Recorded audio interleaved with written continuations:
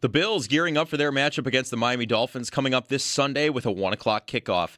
An injury update for the Bills. Christian Benford, with a groin injury, was a limited participant in practice, along with Terrell Bernard, who's dealing with an ankle injury. Multiple players did not practice yesterday, including Joey Bosa with a wrist injury, James Cook with an ankle injury, A.J. Epinesa with a concussion, Taron Johnson with a groin injury, Daquan Jones dealing with a calf injury, Joshua Palmer with a knee and ankle injury, and Shaq Thompson with a hamstring injury. That's your Barnes Firm Injury Report. Injured? For help, call 1-800-8-million.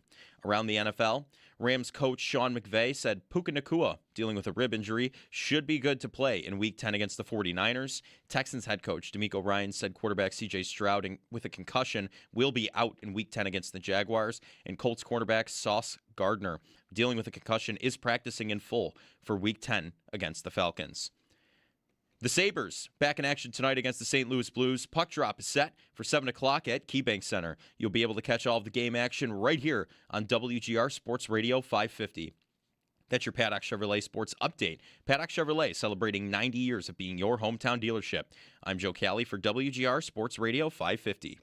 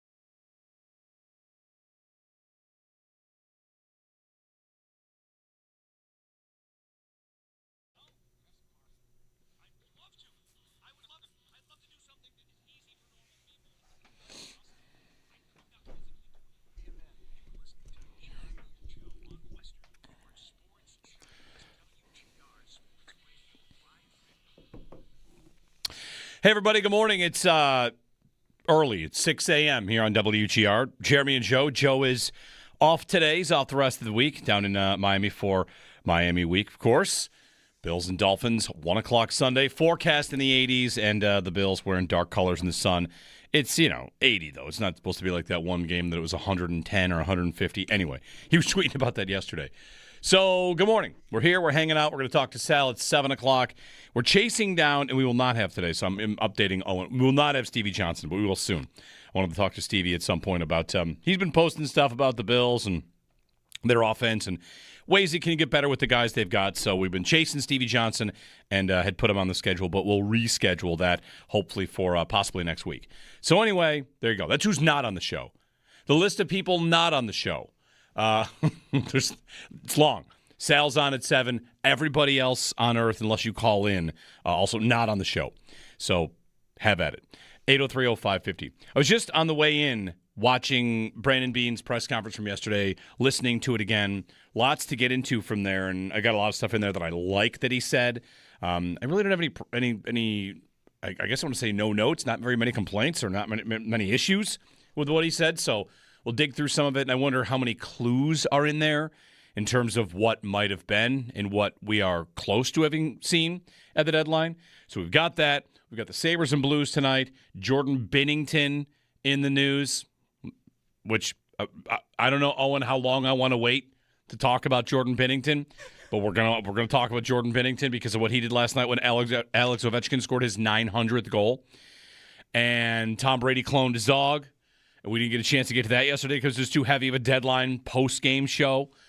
So, yeah, all that. The Peterka trade. I've got in my notes to get back to the Jays, too. The Jays and Dodgers, because Game 7 in that series was so good that I was with a group of people yesterday talking about that game for 10 minutes. It's almost, a full week since it ended. So, lots to get to today. And you can hop in at any time, 803-0550. The thing I would start with is, let's start with Brandon Beane and what he had to say yesterday, because it's pressing, and the first I heard of Beane, what he was saying, I wasn't like tuned in right away to catch it live. My fantasy football group chat, ironically enough, popped off a little bit about some of the things he was saying about it's not fantasy football, which is a great way to get into fantasy football group chats to say, like, this guy says it's not fantasy football, which, of course, it's not fantasy football.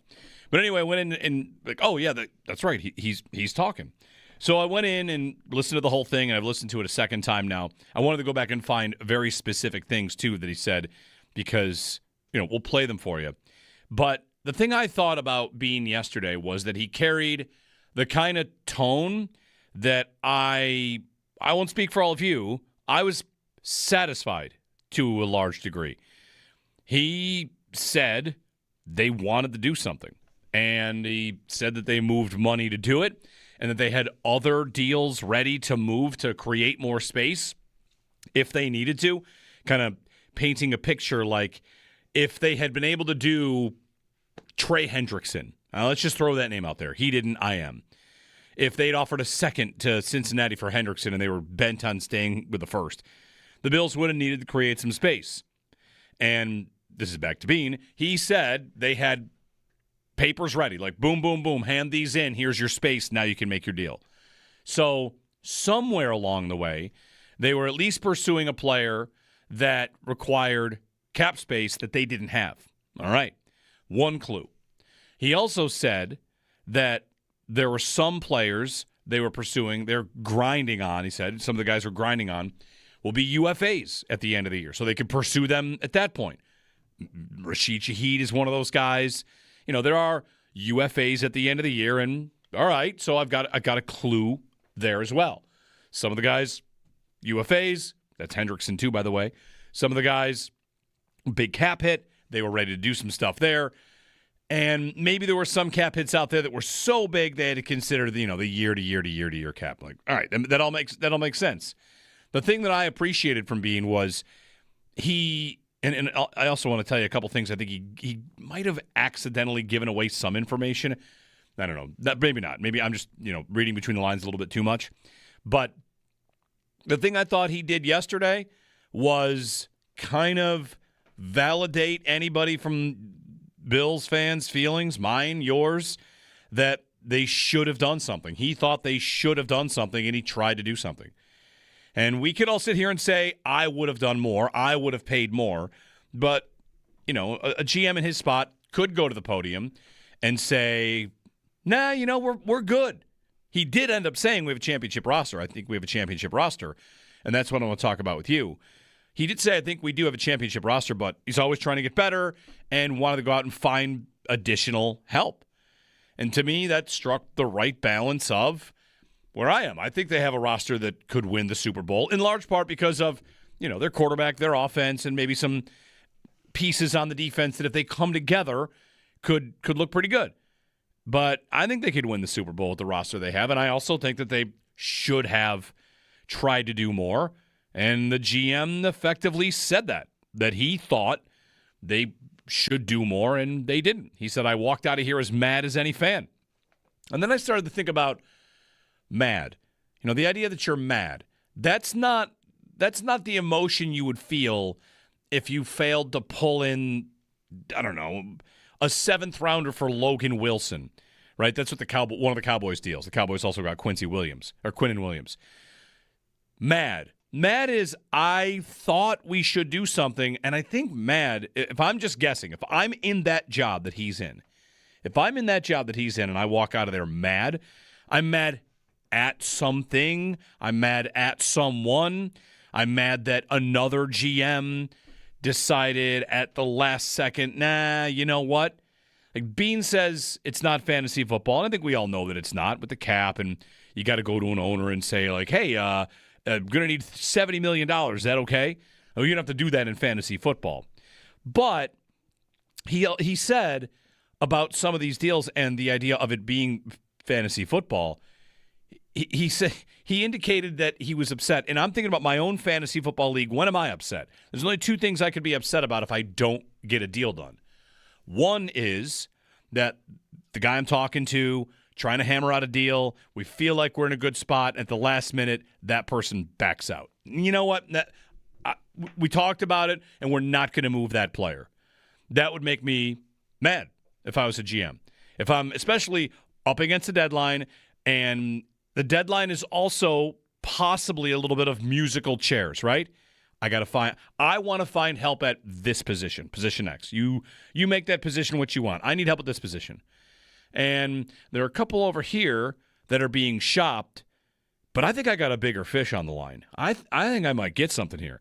And while you're trying to reel in that fish, let's just make it receiver for the sake of I know 4 guys whose names were mentioned. Let's say the Bills are really after Brian Thomas Jr., who was reportedly potentially shopped. And I've got reason to believe the Bills would have called on him. And they think, we might be able to get this done. We really might. And then there goes Shaheed, and there goes Jacoby Myers. And all right, well, now it's musical chairs, and I'm down to 1. I got 1 left, 1 chair left, and I'm pouring all my time into this idea and resources, and we're back and forth, and then they decide, you know what, we're not going to do it. That's something that if I'm a GM, just that scenario, I'd be mad. I worked hard on this. I wanted this. I thought we could get it done. We didn't.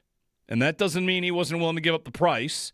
That means that maybe that team pulled back that offer.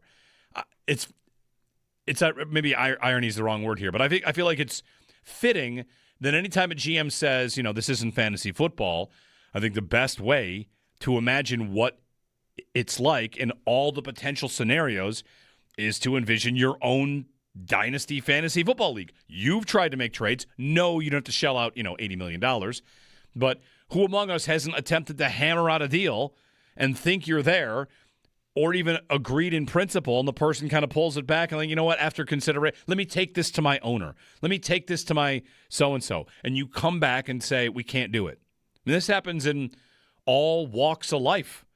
You get a deal, and hold on, let me make sure. Let me check with the manager. They come back and say, we can't do that deal. I thought we had a deal. I thought we had something in place.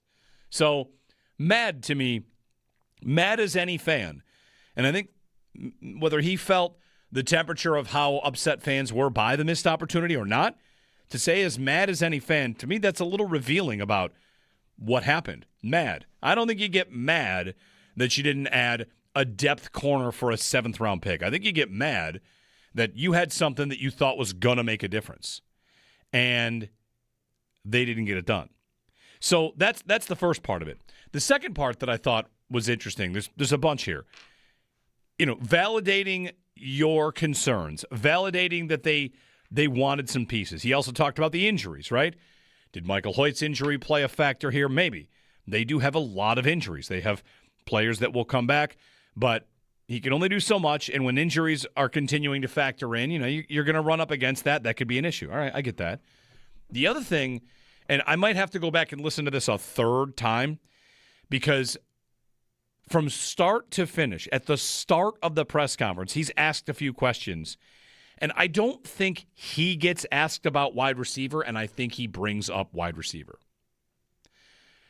Does that have to mean anything? Maybe not.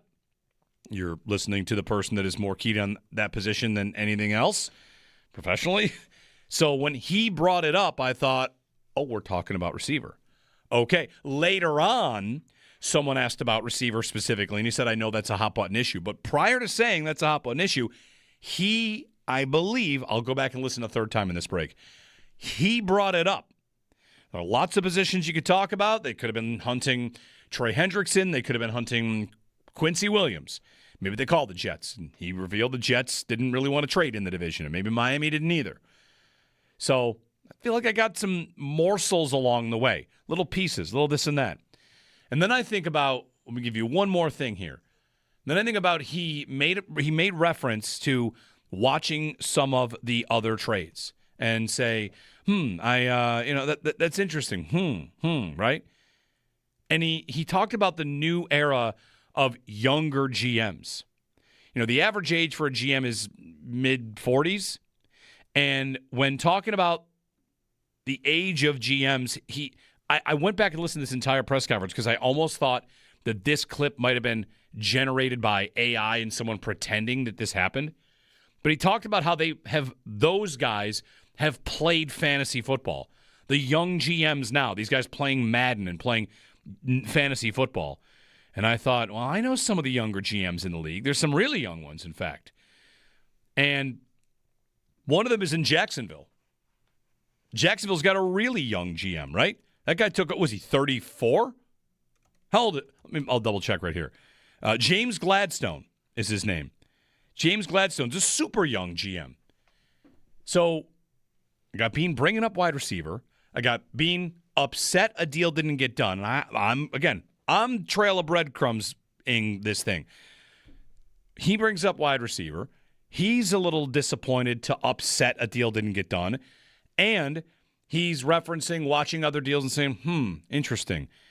And talking about young general managers in the league. And James Gladstone, the Jags GM, is 35. He's one of the youngest GMs, maybe the youngest GM ever hired to run a football team. Is he working with a GM that's 35, that's played fantasy football, that's played Madden, whatever you want to say? Like, I'm 46. I played plenty of fantasy football and plenty of Madden. But those three little clues to me, I think he was big game hunting. He's mad as any fan we didn't get something done. And they're grinding on guys for a while here. Grinding. Oh, okay. This is trying to find an answer, trying to be better overall. I mean, I feel like they were after Brian Thomas Jr. I think that is that too far of a leap to pull those little breadcrumbs out of that press conference and say, I think he was going after a big fish. What's one thing that Brian Thomas Jr. would give them, even though it's not necessarily going great for him in Jacksonville this year, and the idea that he'd be available is kind of stunning. And I'd said throughout this process, I would be a little worried about it. Maybe a red flag, like why is a guy this good available so quickly? But Beane later on was talking about how they want to be the kind of team that can win any number of ways. And one way that we question whether or not they can win is vertically. And Brian Thomas Jr. would be an ex-receiver that they could play vertically.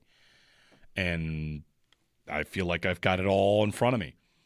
I thought that might be a real scenario going in, and then it doesn't happen. And the press conference we heard yesterday, to me, was a GM that was upset. Something didn't happen because he was maybe going for something big. Now, maybe it's Hendrickson. I could be wrong. Like, you're mad. You thought, come on, what you're going to keep this guy? Why are you going to keep this guy? I've got the best offer on the table. Why would you keep him? He's a UFA. You're bad. Maybe he's trying to convince Cincinnati to trade Hendrickson, and that didn't work. But I liked his tone. I thought he struck the right chords. And, some of their problems that we talk about sometimes, whether it's nitpicking or whatever, the cap is the cap. The cap is his cap. So if they're up against the salary cap, no one's confused as to why they are. They've extended a lot of players, and maybe you and I talk sometimes about extensions they might regret or want back, or extensions that maybe aren't necessary, but whatever. Like, they've signed a lot of their own, and the reason they don't have space is because the deals that they signed. He didn't inherit this cap jail situation. He's been here long enough where every single piece of financial stuff on the books is his. Like, it's all his picks, his signings, and they're up against it because they're trying to put together a good team. So, 803-0550. If is that a conspiracy theory? Is it a little too far? Am I reading too far into it? You can let me know. Like, I three little tiny clues in a press conference that, to me, indicate I think they were after that guy. And it's to the point where I almost want to say, you know what? If this season doesn't go right, I want to leave it open to the idea that they'll trade for that guy in the offseason. Like, let's get back to that conversation we had in November and late October. And let's see, are you still interested in moving him? We're still interested in acquiring this player. Any deal you could have had at the deadline, the next year you might pick right up. Now, again, he's not one of the ones that you'd have to worry too much about the cap. Well, another reason I think it could have happened. He's not one you have to worry about an extension. He's maybe still available because if you are Jacksonville, I don't know, it doesn't work out with this guy. Fine, let's get to the offseason, trade. We can sign somebody else. We can kind of have a full offseason and go from there. But I'm going to keep that name on the top of my list. I'm going to keep that name, put a pin in Brian Thomas Jr. as someone that I wonder if the Bills were after that. I tend to think they were. That it just checks so many boxes. And the comment about the young GMs playing fantasy football. Maybe he's thinking about the Jets GM who, dumped a bunch of pieces. Maybe. But for me, Mickey Loomis is not a young GM. He's with the Saints. Mickey Loomis has been the GM for the Saints since 2002. Like, that's a long time, right? That's not a young GM you're talking about playing fantasy football. So Olave was out there. We talked a lot about these, but there's my reading between the lines. 803-0550. The question I guess I would have for you here is something that Beane said. His message was one of disappointment. They didn't get something done, something he shares with many fans. But he did say, even so, he believes they have a championship roster. Do you agree? Yes or no? Do you think the Bills have, as constructed, because the roster's the roster, do you think the Bills have a championship roster? Give us a ring. 803-0550. Just me today. Owen's here. Joe Kelly's here. Alt Joe. Yes, I woke up thinking about the thrilling three-way parlay we're going to hit at 9:30 because we're due. We'll do that today. There's a Thursday night game. There's a Sabres game against the Blues. The Blues got hammered last night by Washington, and Ovi scored his 900th goal against them in the process. So lots to get to, but if you want to jump on that, do you think it's a championship roster? They are 6-2. They could absolutely get the 1 seed. He thinks they could win the Super Bowl. I agree that they could. I don't think they have the best roster, but I think that they definitely could win it. It's a matter of whether or not it all comes together. So let's hear from you. 803-0550, 1-888-550-2550 here on WGR. But the thing I thought about Beane yesterday was that he carried the kind of tone that I won't speak for all of you. I was satisfied to a large degree. He said they wanted to do something, and he said that they moved money to do it and that they had other deals ready to move to create more space if they needed to, kind of painting a picture like if they had been able to do Trey Hendrickson. Let's just throw that name out there. He didn't, I am. If they'd offered a second to Cincinnati for Hendrickson and they were bent on staying with the first, the Bills would have needed to create some space. And this is back to Beane. He said they had papers ready, like boom, boom, boom, hand these in. Here's your space. Now you can make your deal. So somewhere along the way, they were at least pursuing a player that required cap space that they didn't have. All right. One clue. He also said that there were some players they were pursuing, they're grinding on, he said, some of the guys were grinding on, will be UFAs at the end of the year, so they could pursue them at that point. Rashid Shaheed is one of those guys. There are UFAs at the end of the year, and all right, so I've got a clue there as well. Some of the guys, UFAs, that's Hendrickson too, by the way. Some of the guys, big cap hit, they were ready to do some stuff there. And maybe there were some cap hits out there that were so big they had to consider the year-to-year cap. Like, all right, that all makes sense. The thing that I appreciated from Beane was he, and I also want to tell you a couple things. I think he might have accidentally given away some information. I don't know. Maybe not. Maybe I'm just reading between the lines a little bit too much. But the thing I thought he did yesterday was kind of validate anybody from Bills fans' feelings, mine, yours, that they should have done something. He thought they should have done something, and he tried to do something. And we could all sit here and say, I would have done more, I would have paid more. But, a GM in his spot could go to the podium and say, nah, we're good.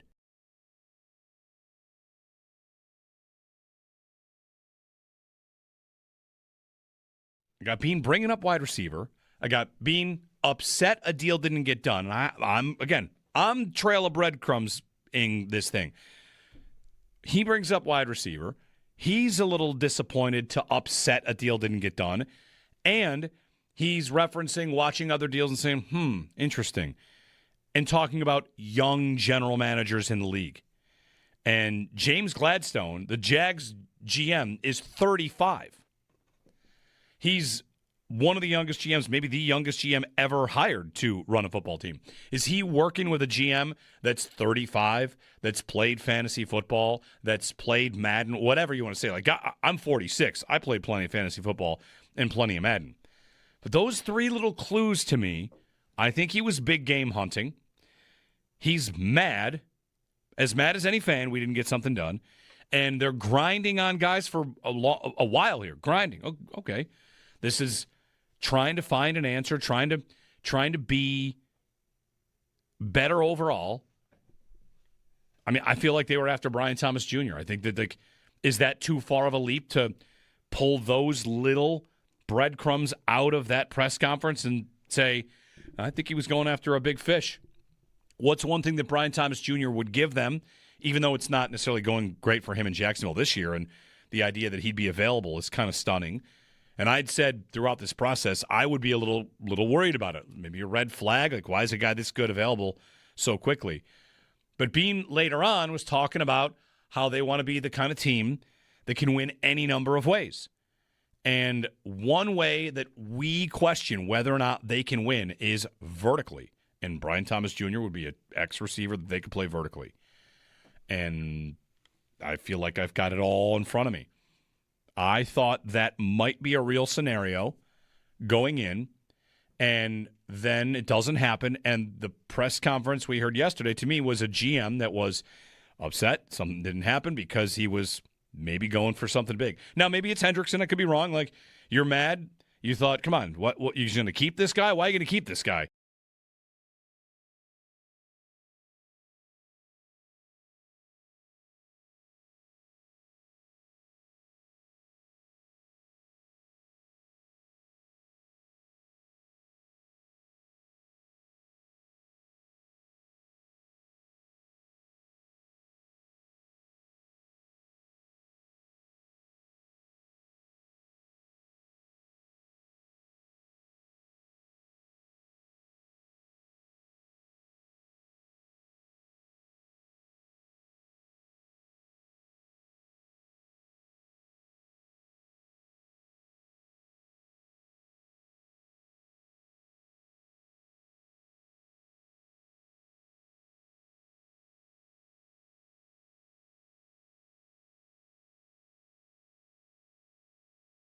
The Bills gearing up for their matchup against the Miami Dolphins coming up this Sunday with a 1 o'clock kickoff.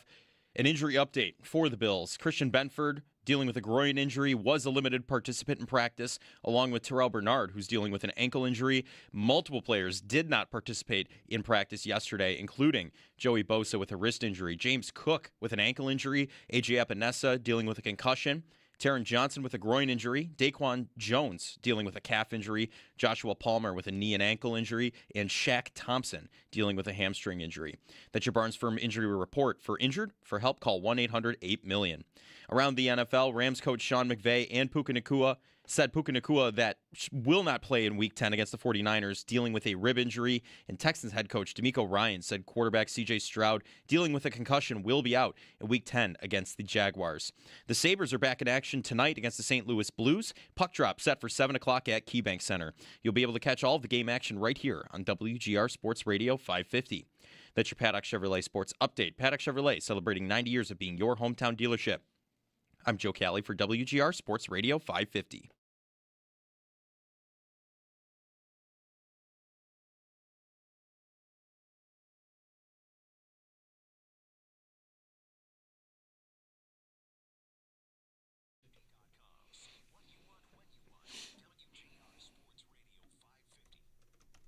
And I think there's definitely a faction of, the GMs are coming in younger, and there's more have played true fantasy football and stuff like that, and they're growing up in the world of trades.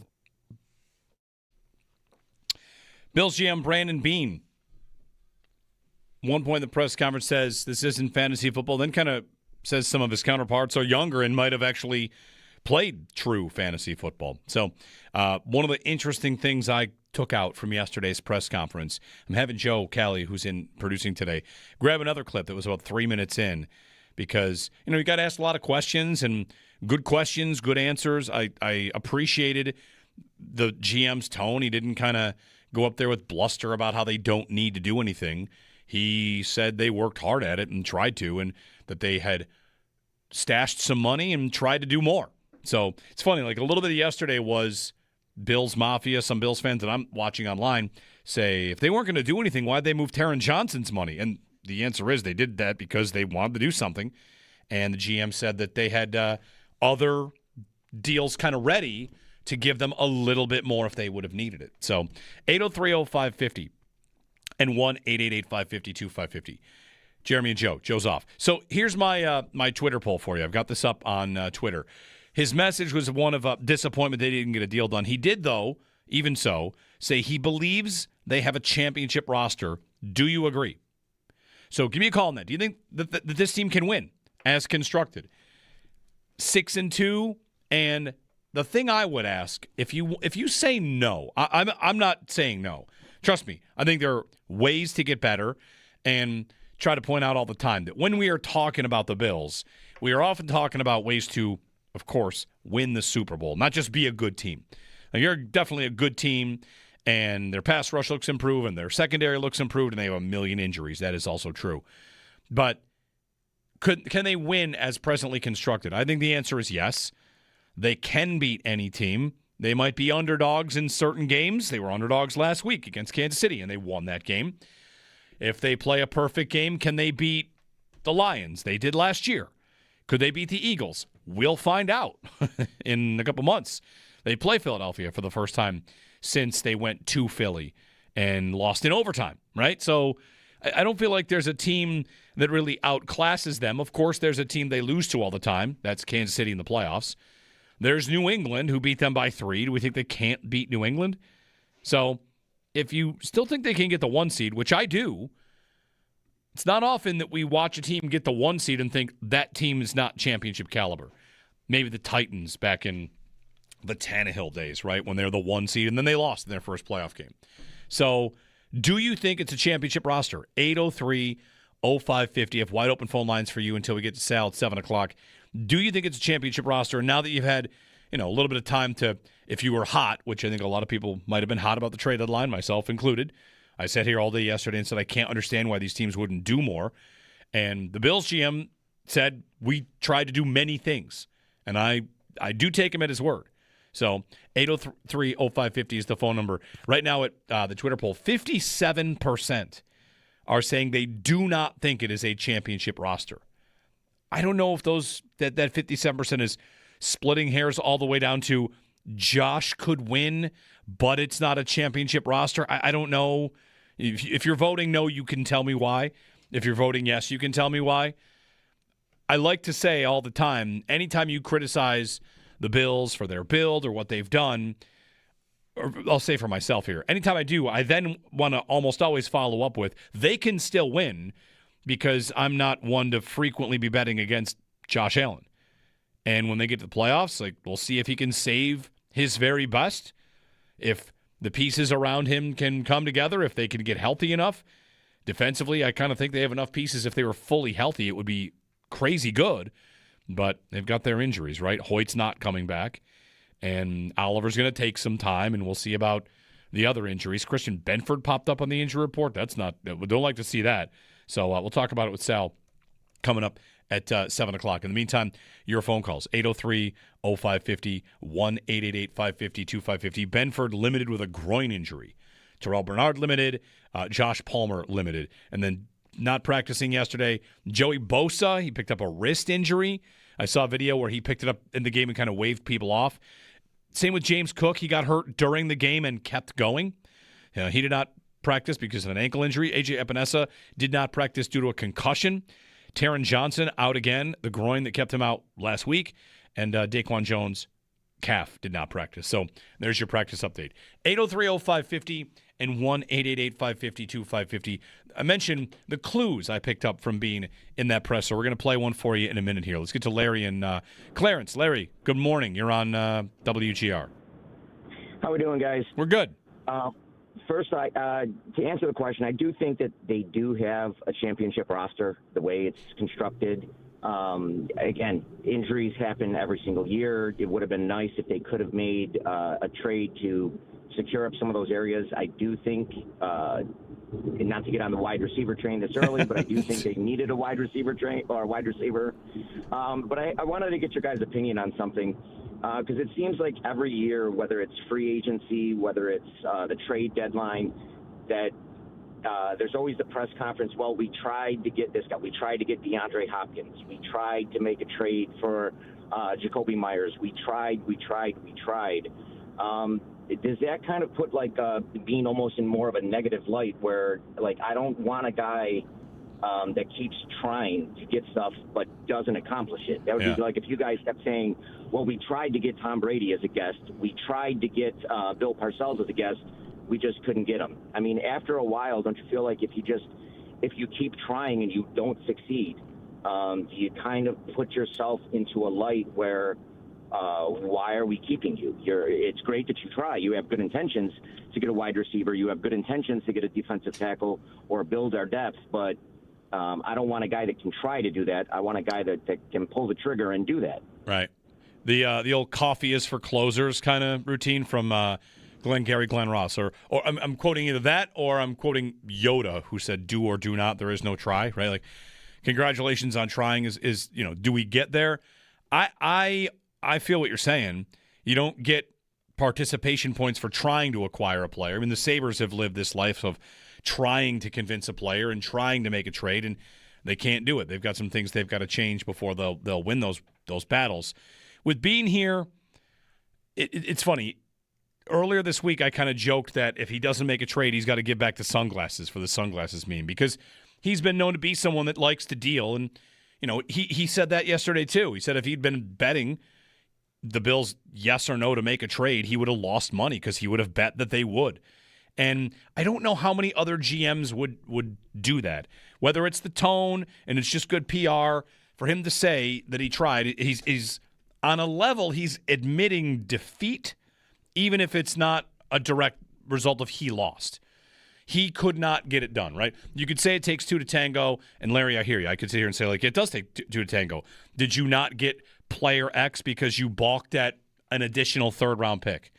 Because it's a Super Bowl window, and if you, Larry, were in the chair, you might want this deal well enough to say, I'll give you an additional third-round pick. I'm not going to worry about it. I'm going to go for it because I've got Josh Allen. The thing I would say is, if my only complaint or little quibble with what Beane said yesterday, it's something that all GMs kind of do. I can remember Tim Murray doing this too, so way back. GMs love to claim sometimes that I'm not going to kill the future. How could the Bills possibly have killed the future? I don't know that that's possible. If they had traded 3 first-round picks for Garrett Wilson, the Jets say we're not dealing in the division. The Bills say, fine, 3 first-round picks. We would trade for, I don't think you're allowed to go 4 years in the future. Here's 3 firsts, Jets. Will you take it? And if they had said yes, does anybody think the Bills' future is killed? It's almost impossible to envision a team killing their future by trading away a couple of assets at the end of a first round or second round or third round or whatever. So I don't really buy that. You might think it's not the smartest approach. You might think there are ways to overspend, and overspending is a way to get into trouble. I get all that. That's fine. But the idea you're going to kill your future. Tim Murray at the deadline was asked about trades, this and that, and he said, I'm not going to trade Sam Reinhart for a rental. Thanks. No one's asking you to. No one thinks that's going to happen. So, right. How would the Bills kill their future? Trading Josh Allen for a punter. What's the next best way to kill their future? I don't know. Trading Deion Dawkins and Spencer Brown. The way to kill your future is to trade players off your current team that are good. And I just don't see that really in the cards. The cap is another one, too. He's talking a lot about the cap, and you got to figure the cap this year and the next year and the next year and the next year, and that's not wrong. But it does go up every year. And the Bills already have a lot of money kind of stashed in future years. So that's one of the reasons I would have thought, a trade for Olave or Brian Thomas Jr. Those guys are cheapish, especially Brian Thomas Jr. He's got this year and then 2 more years of an entry-level deal. It really all lines up to me that they were after him. That's the guy they would have sought out. And I just think there's so many clues in that press conference that might have been it. 803-0550. But your question, like, yeah, like if you're trying but not getting the job done as the GM, is that good enough? Well, that's kind of a mirror of the football team, which is trying to win the Super Bowl but not getting the job done. Is just trying good enough. You know, if you give it your best shot, you give it your best shot. I don't – yesterday I had a lot about the contenders not doing anything, and I sat here and said I don't understand why these teams wouldn't push in a little bit more. And I still do feel that way, but I feel like Beane's message at yesterday's press conference was one that was fair, honest. At least it felt honest. It resonated with me. Maybe I'm a sucker for that, the PR, but he kind of validated anybody that wanted them to get better by also saying he wanted them to get better. And he talked about the receivers a bunch. In there, he referred to some of their receivers that would need to step up and guys that want more targets, which is not a surprise. He also said he's got 28 years in the league. Show me a receiver that doesn't want the ball. That works for me too.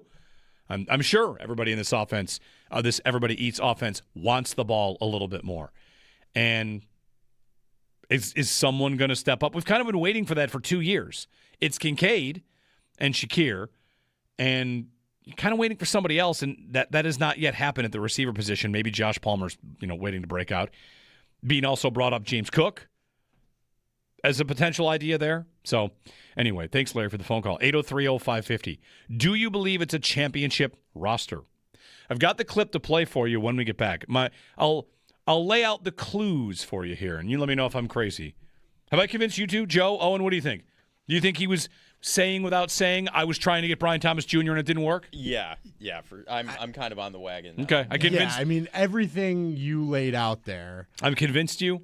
Yeah, points to. I'm just one of these like Facebook videos that ties together 3 things and says, right, this is clearly find what the happened. through line, right? Yeah. But I mean, it even if it wasn't necessarily Brian Thomas, it to me is, you can't deny he was looking for something big. Big. I think it's big. I don't think you walk away mad unless you were thinking you might land something big. And you don't speak about we had more money that we could have made. Mm-hmm. Like, there's a lot there that I think kind of got through the facade of everything's good. Like, obviously he's comfortable with where they're at for the most part, but I think there is a sense of disappointment that they didn't get better yet on Tuesday. Yeah. And that, I think, came through. 803-0550. We'll play this clip on the other side. I'll get Sal's thoughts too. See if he agrees with my, following the string to they were after Brian Thomas Jr. 803-0550 and 1-888-550-2550 here on WGR.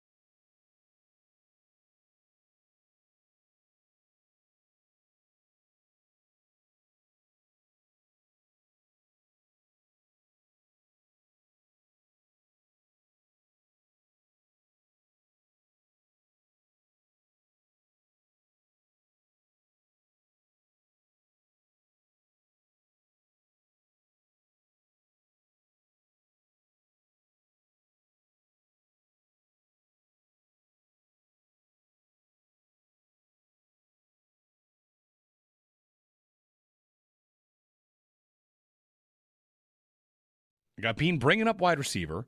I got Beane upset a deal didn't get done. And I'm trail of breadcrumbs in this thing.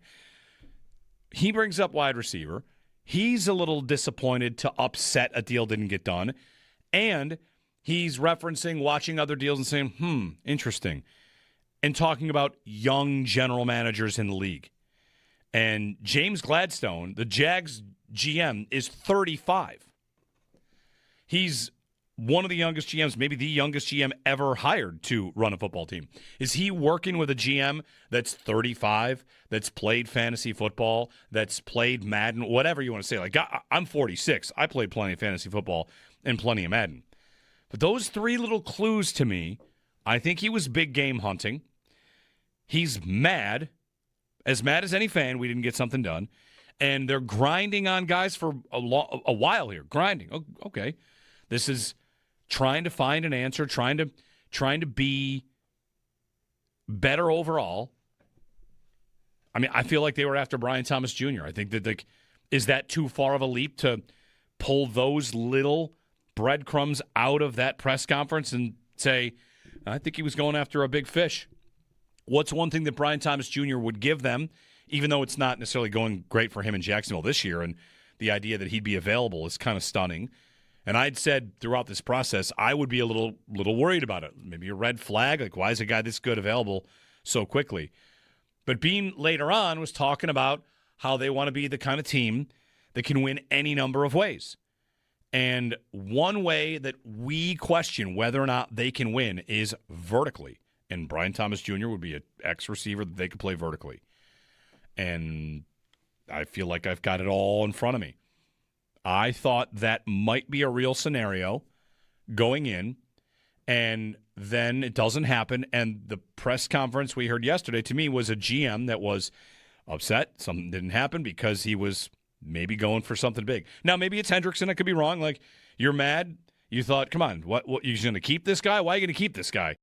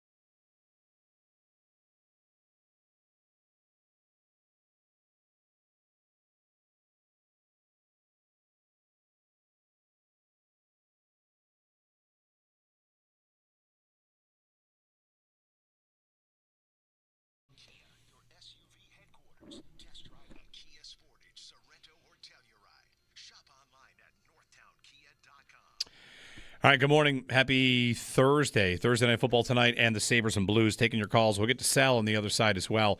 Wanted to play this clip. This is part of Brandon Beane's press conference from yesterday. This is where, about 3 minutes in, he's asked the question. I was going to play the question and response. People are going to view this as a belief on your part that you have a championship roster, because that's what the goal is here. Mm-hmm. Is that an accurate assumption? Yeah. What gives you that belief? We're 6-2, and I've been to the Super Bowl a couple of times. I've seen us be in AFC Championship games. You don't get to AFC Championship games without having a championship roster, and I know what that looks like. I mean, without going through position by position of where we're at. Now, we can only afford so many injuries.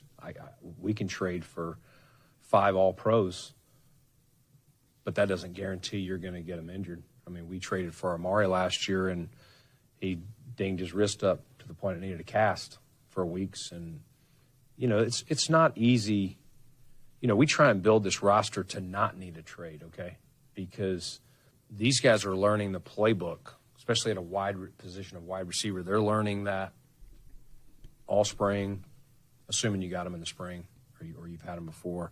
And that playbook is being built up, and then game plans are pulled off of that each week by your opponent.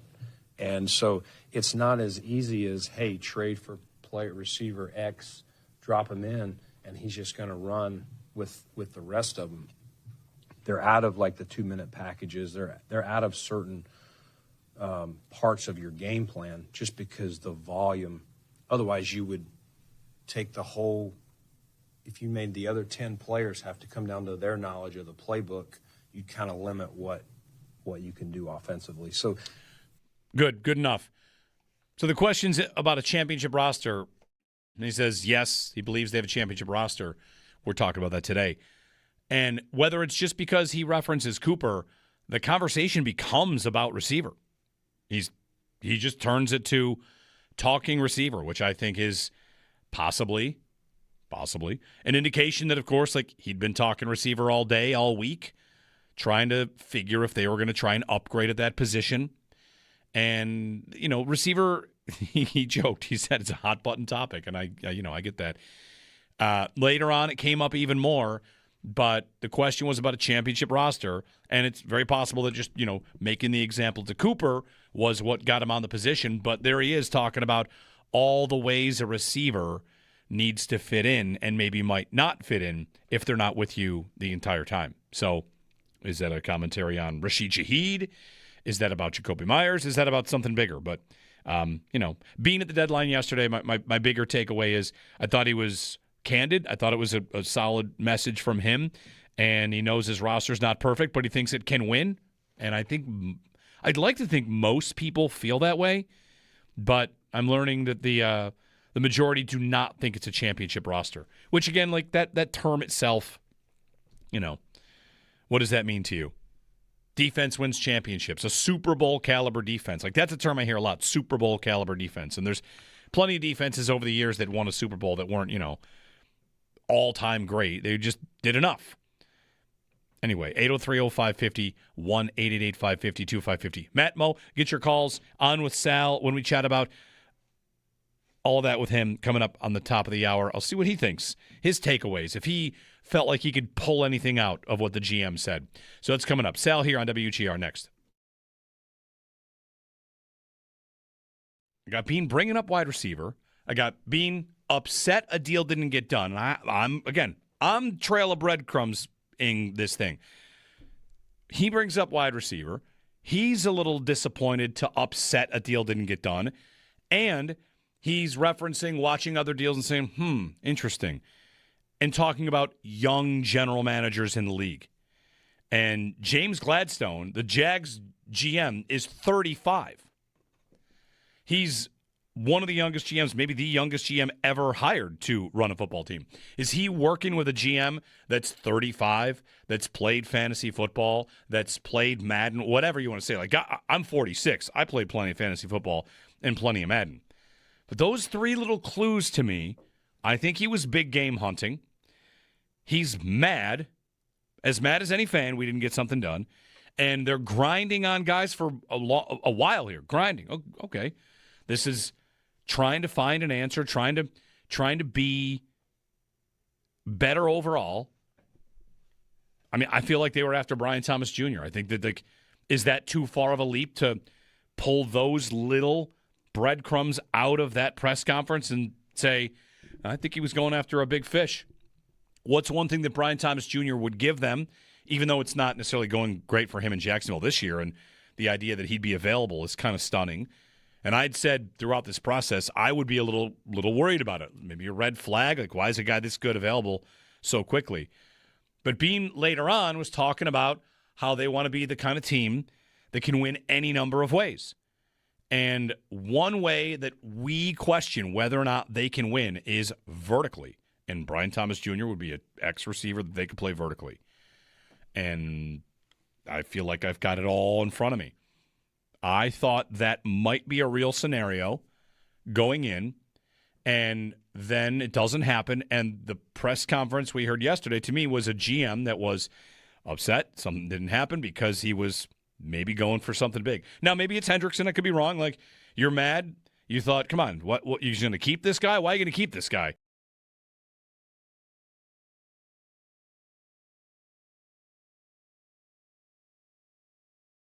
But the thing I thought about Beane yesterday was that he carried the kind of tone that I won't speak for all of you. I was satisfied to a large degree.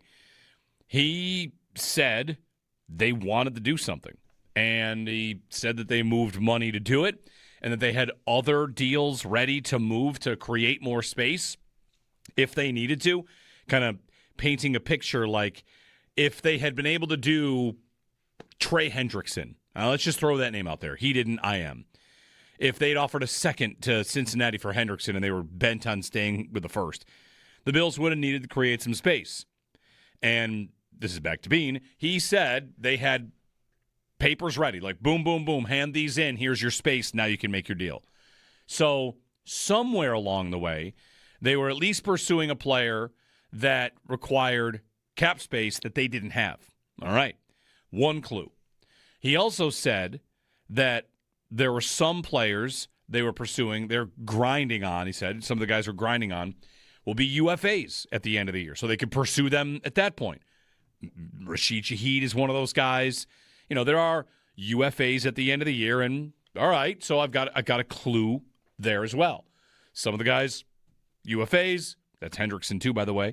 Some of the guys, big cap hit, they were ready to do some stuff there. And maybe there were some cap hits out there that were so big they had to consider the year to year cap. Like, all right, that all makes sense. The thing that I appreciated from Beane was he and I also want to tell you a couple things. I think he might have accidentally given away some information. I don't know. Maybe not. Maybe I'm just reading between the lines a little bit too much. But the thing I thought he did yesterday was kind of validate anybody from Bills fans' feelings, mine, yours, that they should have done something. He thought they should have done something, and he tried to do something. And we could all sit here and say, I would have done more, I would have paid more. But, a GM in his spot could go to the podium and say, nah, we're good.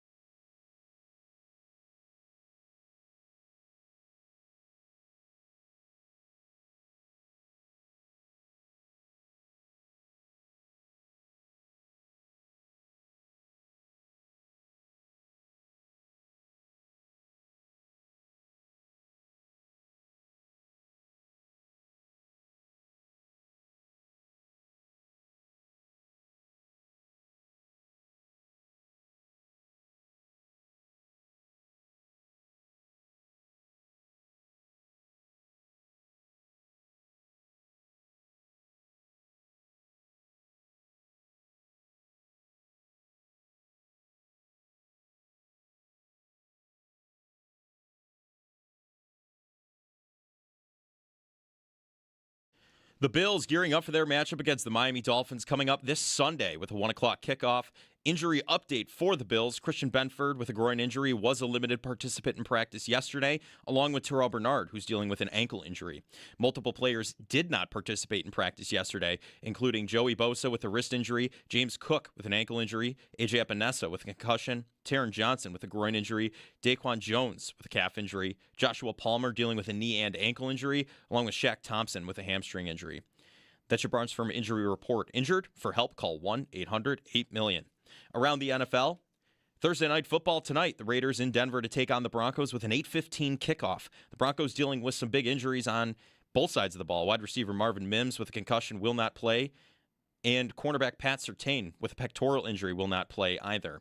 The Sabres are back in action tonight against the St. Louis Blues. Puck drop set for 7 o'clock at KeyBank Center. You'll be able to catch all of the game action right here on WGR Sports Radio 550.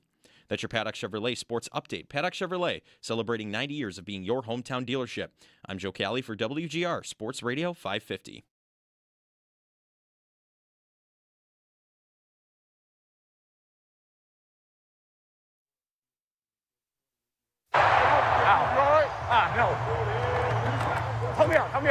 Michael Hoyt now being helped to the sideline. Hoyt's been such a bright spot these last 2 weeks after coming off the suspension. Yep. Oh.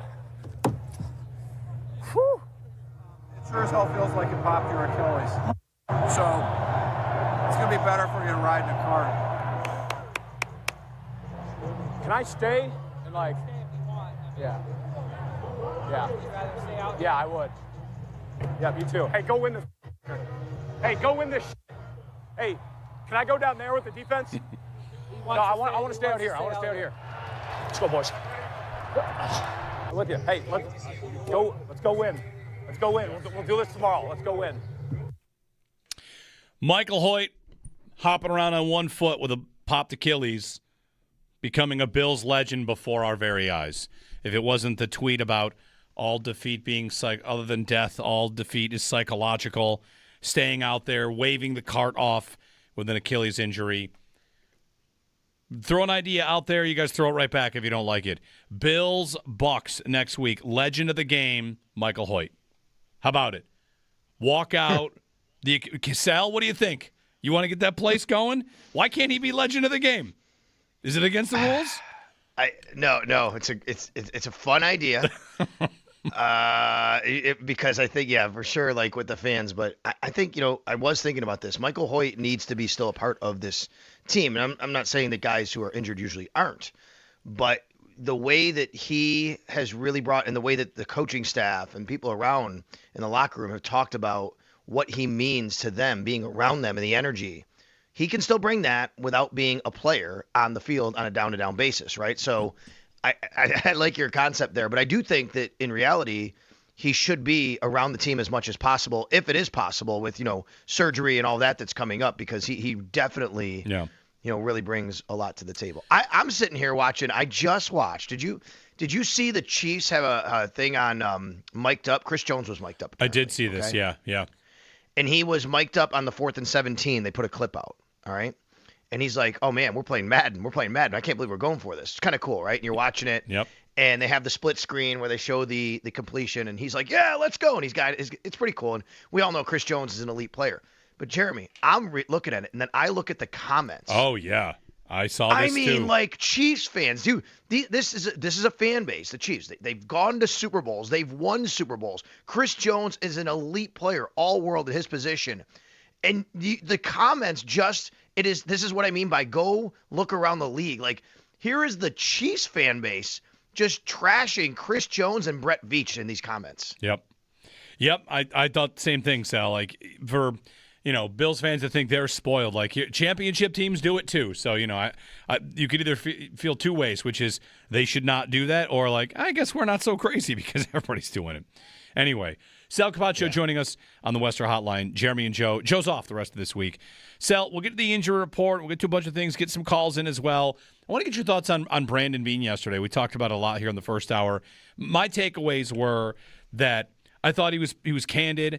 I thought he gave a message that a lot of Bills fans would like to hear, which is that he is disappointed to mad that they didn't get something done, that they had created space. They were prepared to create some more space. The whole thing kind of, I don't know, Sal, I was stringing together pieces like I'm a conspiracy theorist on a bulletin board, but I thought in there was a thread that not only were they trying to get something done, I get the feeling they were trying to get something of significance done. This is not just like a depth player. I think they were after somebody big.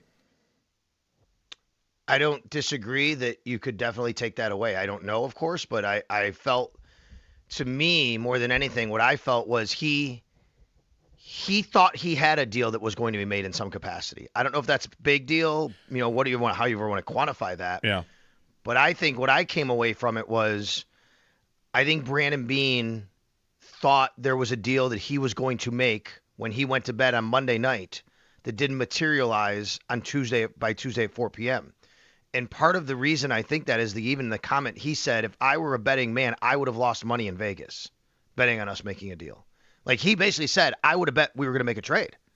I mean, you don't say that unless you're pretty confident. You're the guy controlling that in some respects, right? Yep. So, like, I think that would have been that was pretty revealing to me. Now, I listened to your 6 a.m. segment, and I think it's really fun, the breadcrumbs and Brian Thomas Jr., and I like that. I like what you're doing there. The cliff notes of that for anyone just joining is he's disappointed. I think that means the player rates and is of significance.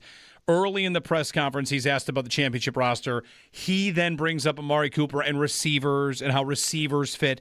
And then also along the way talking about the trades in the league, talked about the young guard of GMs. And, of course, Jacksonville's GM is 35 years old. He kind of referenced young GMs that would have played fantasy football, which is kind of a thing he sometimes goes back to. So the whole thing had me thinking, like, I bet he was after that guy, Brian Thomas Jr., also because it would have made sense and because – from a fit standpoint, it would have worked, and the cap would have been pretty easy to do as well. So that's all. I kind of put it all together, and I think that was their target. Okay, so it could very well have been. I don't know. I'll add a little more spice to it for you. Okay? All right, I love it. This is just us playing around on the radio. Let's be clear about that. Okay? Reading between the lines. Correct. What if it was for Garrett Wilson? He made a comment during this press conference that they talked to teams in their division and they were reluctant to trade. Mm-hmm. What about that? Right. Could that have been Quinnen Williams? Could that have been Garrett Wilson? Sure. But I'm going by your trail of breadcrumbs with the receiver here, right? Yep. And bringing it up and things like that. But I'm because saying the Jets GM is a young GM as well, right? Yes, he's 40 years old. That's right. Yes, that's right. He's 40 years old. That's exactly right. Right. The young GM. The young GM. The only thing I would say though, Mickey Loomis, because Mickey Loomis is like ancient. So anyway. The only thing I would say, right, and the only thing I would say about the part about what could push back on my theory, and maybe it could have been a Garrett Wilson or even a Quinnen Williams, is it did feel like maybe when he talked about the division, that maybe those were almost non-starters. Like, yeah, we called teams in our division. They were reluctant to trade. Not that he thought he had something. You know what I mean? Like, so maybe you can't get that far with it, where you could with others. You could get it with Olave, too, maybe. Right? Where, hey, they were selling. We knew it. We thought we had something. Like, it fell through. Something like that. Yeah, it could have been Hendrickson. Now, he did say, I can't fit a $15 million player in the salary cap. Well, I mean, that's, when you think about it, that's kind of close to what is left on the salary of Trey Hendrickson, to be honest with you, because I think he signed like 26. It would have been like 12 or 13 left. So, there's a lot of ways that you can slice and dice it here. I like your theory. I think it's fun. It's good radio content to kind of think about. My takeaway, whether it was for a bigger fish, so to speak, or not, I just think that Brandon Beane sounded like a guy who really thought he had some sort of deal in place. On top of that, let's remember, he restructured Taron Johnson's contract on Monday. He made a great clarification for everybody, and I don't know if people paid attention. That had to be done on Monday. But also, and I've been trying to tell people this, they needed operating costs anyway throughout the year. Like, you have to have operating costs for guys injured, coming up from injury, or signing guys who – in the NFL, you do not – it's not like the NHL. You don't get cap relief for IR. So Michael Hoyt goes on IR, his salary still counts, but you got to replace him, and it's got to count on your cap, right? So whether that's signing Fedarian Mathis to the 53-man roster, now that's suddenly more cap money you have to use, or signing a free agent to replace, then, you have to do that. On top of that, he basically said that, what I told you guys yesterday they probably did, which is we made a move with Taron Johnson's contract to be ready in case we had a deal. Mm-hmm. And they did that on Monday, right? So that added up to it. They also released Christian Wilkerson from the practice squad on Monday for like 1 day, or Tuesday, for like 1 day, and then re-signed him basically. It wasn't even a move that they put out there because it was so procedural. Well, why would you do that? To me, that's because you need to have flexibility on your roster with an extra spot somewhere if that's going to happen. Like, I'm just trying to think about, they were ready to make a move. They were ready to make a move, and it didn't happen. And I think that it speaks to the fact that he probably thought he had something going on that didn't happen. Yep. And then, Sal, you kind of turn to what can they do from here. And that's where, as he's talking about, again, wide receiver got asked about a lot, and I'm sure he knows why. he started talking about how some of the guys in the offense want more. And whether that's Elijah Moore, Curtis Samuel, he didn't name them individually. He said it about, Keon Coleman. Like he said, show me a receiver that doesn't want the ball, right? 28 years in this industry, and they all want the ball. So, the everybody eats thing that is out there, we see the ball getting to Kincaid and Shakir, and I don't know if it's on Joe Brady to find a way to get other guys involved to give them what's missing. Actually, I do know that. That's exactly who it's on. I mean, he referenced Coleman running open and not being in progressions. Like there was a little bit there from Beane about like we could probably get more out of this group, and that's on them to really find. He mentioned guys stepping up. So really, those are the options from here. And then of course there's the Gabe Davis answer and that part of it, which was a topic yesterday as well. So Gabe Davis, Sean basically said, no definitive timetable, but they feel like he's getting close. He went 2 days in a row last week. And, he had a little inflammation, so he didn't practice at the end of the week, and he was ruled out, to be elevated. But who knows? When Sean's saying I feel like he's getting close, I mean, to me, I'm thinking that means close to being on the team, on the field, because he's already on the practice squad. It's not like he's close to coming off IR. He's already off IR, right? So what does that look like? Well, that means at some point, I think Gabe Davis is playing for you, and that was probably the case anyway, all along that we figured once they signed him, and he's not going to come here without to know that that's going to happen. Yeah, I think two things here, two positions both treated the same in a lot of ways, Jeremy. Number one is receiver internally. Like they feel like they have enough there and they're gonna make it work with how they play the game. And they have a very, very good run game. They lean into that. They love their yards after catch. We know that. Feels like that's kind of how they wanna, they want to go forward with this group, and maybe they tried to add something, maybe they didn't, but they feel like they have enough. The other part, though, for me was when it comes to young guys stepping up, that was really more about D-line, and that's Landon Jackson, that's Javon Solomon, right? Mm-hmm. That's Deion Walker, who's already stepped up, and maybe TJ Sanders when he comes back. Fedarian Mathis, who, by the way, I thought played pretty well, he gets a job now on the 53. People forget Fedarian Mathis was the 47th overall pick in the NFL draft just 3 years ago. Like, this is a guy that I think has some potential, can help them. He's not a season saver, but he is a guy I think that now you start to see, okay, you know what? Hey, look, we got something here, and he can help. So we talked with Landon Jackson at length yesterday after practice about this, because I think this is a guy now that fits squarely into the, okay, third-round pick, you've been inactive, now it's time that he needs to start playing. And I don't know if he does or not. Maybe this week he does, maybe this week he doesn't. A.J. Epinesa is in concussion protocol. But Landon Jackson's a perfect, right there guy that you can put on the microscope and say, he's a guy, by the end of the year, you need to start getting contributions from him. Yeah. Yeah. 803-0550. Sell the rest of the injury report, the Barnes Firm injury report brought to you by the Barnes Firm. We see Christian Benford pop up on that injury report. Yeah. So I don't know if this is one of those deals where he got hurt at practice, because of all the names on the injury report, and there are quite a few, he's the only one that Sean McDermott did not mention before practice. So when he doesn't mention him and then you see him, it could be one of two things really. Number one, he got hurt at practice, which would be terrible, and then you have to figure out how much that matters and what kind of injury it is. It could also be simply that, they backed off him and, Sean got the information later from the trainers, right? Hey, Christian's a little sore, we're going to back off him. That happens too sometimes. So we'll see today when they go out there. Christian Benford was limited with the groin, so was that limited because he started practice and then something went wrong, or was he limited because they were backing off him a little bit on a Wednesday where they were really backing off a lot of guys, but who knows what these situations are. Terrell Bernard, limited with the ankle. Joshua Palmer, good news, limited again with his knee and ankle.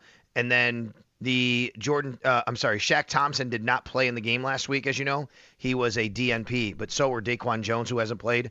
Taron Johnson, again, a DNP with the groin.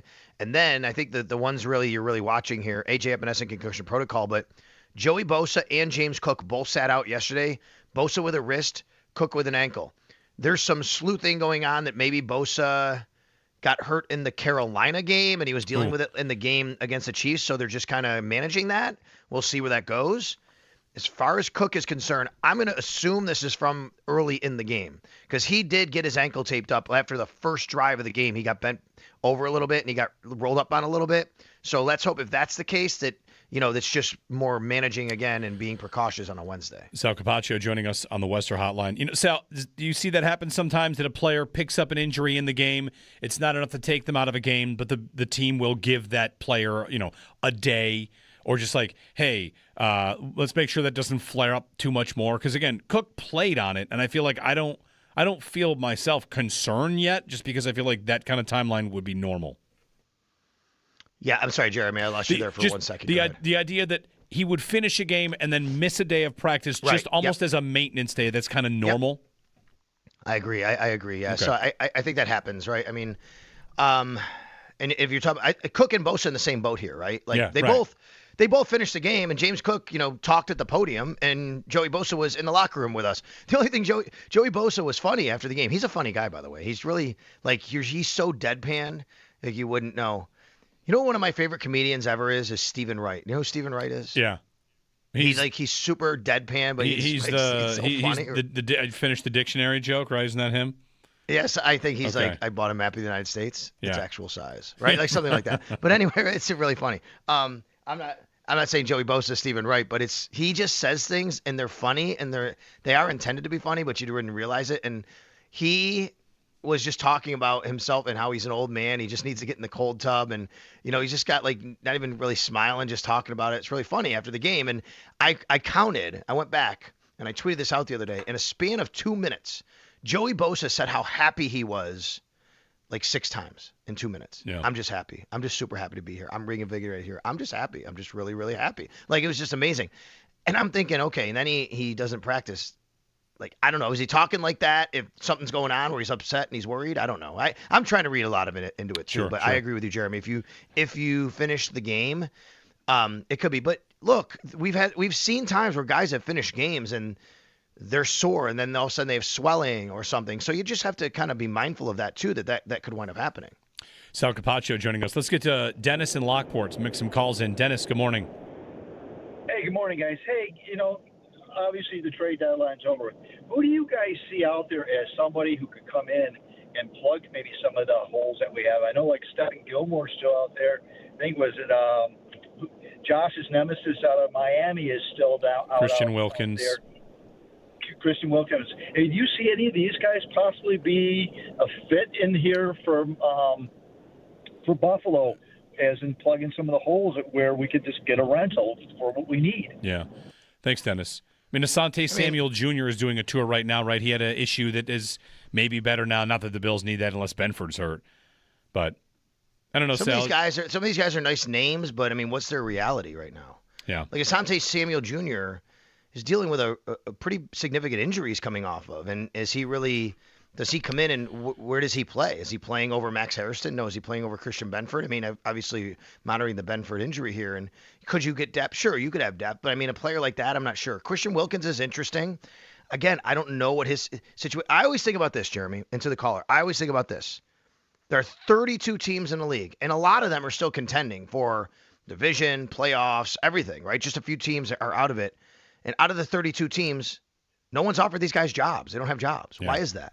Right? Like what? It's not just, well, go get this guy. Well, there's a lot of teams who could use players like that, but why not that player? Like why is he not there? The Bills worked out 3 defensive ends the other day, okay? They worked out Kingsley Jonathan, they worked out Casey Toohill, and they worked out Garrett Nelson. I believe Garrett Nelson was here for a hot minute in the offseason, but we all know Kingsley was. We all know Casey Toohill was. Those are the kinds of guys. I know it's not sexy. I understand for fans. Well, yeah, that's not Christian Wilkins. I get it. But again, it's halfway through the year. If you're going to bring a guy in here, you kind of want a guy that you know a little bit about. You know he's pretty healthy. You know he can fit in. He understands your system. Again, 32 teams. Nobody's got Christian Wilkins on their roster. Doesn't mean he can't play. Doesn't mean he won't sign somewhere. I just think about why is it that he's not signed? What's going on with 31 other teams other than the Buffalo Bills also passing on him right now? Yeah. MVS is another caliber play here, like Marquez Valdez-Scantling. He's going to. I read that the Steelers were interested in him. Yeah, so everyone gets to their MVS phase of life. Before we get, they signed him. They signed him. Yeah, that's right. Before we get to another call here, Sal, Dorian Strong. In case anybody's not up on what's going on there, we've had some updates on Dorian Strong and what it's mysterious at this point, but what's happening with him? Yeah, it's not good. He has a neck injury, and it's been a few weeks now. And Sean McDermott said the other day that the information they're getting is not trending in a good direction, and that's just awful to hear. Jeremy. I mean, 6th-round pick, looked really good. Basically started. He was winning a job, right? He was playing. He was taking reps away from Tre'Davious White. They were working him in, and you felt like, oh my God, the Bills really got something here. And I know his last name is Strong, but everybody who talked about him talked about how strong he is and, physical, point of attack, neck injury, and it just doesn't seem like it's going in the right direction. As Sean McDermott said, not going in the right direction. The reports they're getting are not good, and it doesn't look good right now. Yeah. Matt in the car. Matt, good morning. You're on with Sal. Hey, good morning, guys. Thanks for taking my call. I got a text message from one of my buddies at 11 o'clock, like 11:30 on the Tuesday deadline, that the Bills tweeted out this picture of the everybody eats Manjo with the offense. That was our spoiler right there, that they weren't going to do anything on wide receiver. Why tweet that out? I don't know. I mean, that's just my theory, on the whole thing. We should have gotten Chris Olave. I really wish we could have made that work. As far as being confident in the championship roster, I'm confident in Shakir. I'm confident in Kincaid on the tight ends, but besides that, especially on the wide receiver offensive side, and obviously Josh Allen and James Cook, and the line, the rest of the wide receivers, I'm still up in the air. Yeah. I'm not that confident. Thanks, Matt. On the receivers, Sal, on the other guys, like we mentioned, Shakir, Kincaid, Palmer limited. When he comes back, whenever that is, if that's this week, next week, he's got the high ankle injury or whatever. Do you feel like they will want to maybe lean into what they were seeing in the Atlanta game? Because it'd be one thing to say, we feel like he's going to be a good thing for us there. I feel like you'd want to, I don't know. I know it's game plan specific. You're not just throwing to Palmer just for the sake of it, but finding a way to make sure you're doing that more just to show that you do have it. If it was just starting to pop, I feel like once he's healthy, I'd want to get back to it as soon as I can. Yeah, I think that you're talking about specifically one player here. Palmer, I'm sorry, yeah, just Palmer. Yeah, Palmer. I think that's right. He had 2 catches and 60 yards in the Atlanta game, right? 2 catches for 60 yards before he gets hurt, and it feels like he's the guy that you're targeting as a more of a downfield threat, more of a separator, right? And I do believe, Jeremy, and you and I are both college basketball fans. We've seen this many times. If you lose one guy, how it impacts a second guy, right? Because you fit into these roles and positions. And I do believe losing Dalton Kincaid impacts everybody around the roster when it comes to pass catchers. He's such a difference when it comes to the middle of the field and how teams have to defend the Bills. And that impacts Josh Palmer, that impacts everybody else. So let's go to the Atlanta game. You're already without Dalton Kincaid. You have a plan for Josh Palmer. We're going to get him off this game. We're going to have a plan. Bam, first play of the game, you do. Once you lose him again, now you're without Kincaid and Palmer. Now there's suddenly what AJ Terrell is just having a field day with whoever he wants to line up on. You know what I mean? Yeah. It's such a compounding effect. To me, when you have a healthy Dalton Kincaid and you have a healthy Josh Palmer, I just think this offense is so much better and can run more efficiently. Sal Capaccio on the Western Hotline. Sal, thanks for the time, and yeah. Yeah, today we got practice at 12:30 or so. But anyway, I'll look at the time. But anyways, no McDermott today. That's a normal Thursday, and then we'll get more of an update. And I'm sure people will be very interested in what's happening with the injury report. For sure, we'll be on top of that. For sure. Thanks, Sal. You got it. Sal Capaccio, Mo. We'll get right to your call on the other side. Anybody else wants to jump in on the championship roster conversation? Brandon Beane says, yeah, he believes it's a championship roster. He was trying to improve it, and unfortunately, he thought didn't get the job done. Disappointed, mad as any fan. He said that they couldn't swing a deal. And Sal kind of, whether we all agree on what the actual deal might have been, Sal kind of laying out he thought they might have had a deal in place, and ultimately they did not. 803-0550 and 1-888-550-2550. It's a Sabres game night. Sabres and Blues tonight. We got to tell you what happened in the Blues game last night, because one of the more unhinged professional athletes did one of the more unhinged things you'll see. We'll tell you about that and get to your calls next.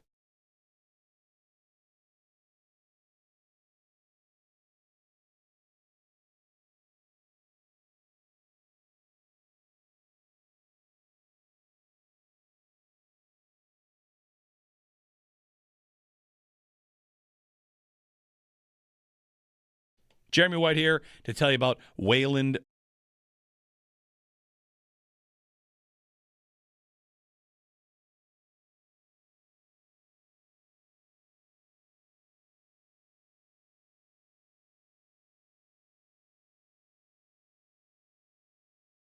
And then, Sal, you kind of turn to what can they do from here. And that's where, as he's talking about, again, wide receiver got asked about a lot, and I'm sure he knows why. He started talking about how some of the guys in the offense want more. And whether that's Elijah Moore, Curtis Samuel, he didn't name them individually. He said it about, Keon Coleman. Like he said, show me a receiver that doesn't want the ball, right? 28 years in this industry, and they all want the ball. So, the everybody eats thing that is out there, we see the ball getting to Kincaid and Shakir, and I don't know if it's on Joe Brady to find a way to get other guys involved to give them what's missing. Actually, I do know that. That's exactly who it's on.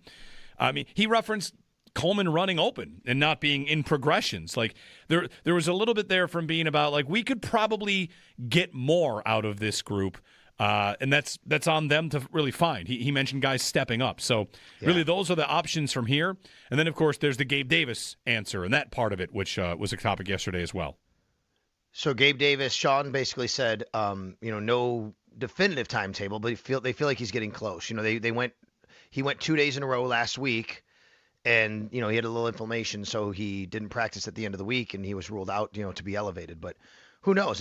When Sean's saying I feel like he's getting close, I mean, to me, I'm thinking that means close to being on the team, on the field, because he's already on the practice squad. It's not like he's close to coming off IR. He's already off IR, right? So what does that look like? Well, that means at some point, I think Gabe Davis is playing for you, and that was probably the case anyway, all along that we figured once they signed him, and he's not going to come here without to know that that's going to happen. I think two things here, two positions both treated the same in a lot of ways, Jeremy. Number one is receiver internally, like they feel like they have enough there. And they're gonna make it work with how they play the game, and they have a very, very good run game. They lean into that. They love their yards after catch. We know that. When it comes to young guys stepping up, that was really more about D-line, and that's Landon Jackson, that's Javon Solomon, right? Mm-hmm. That's Deion Walker, who's already stepped up, and maybe T.J. Sanders when he comes back.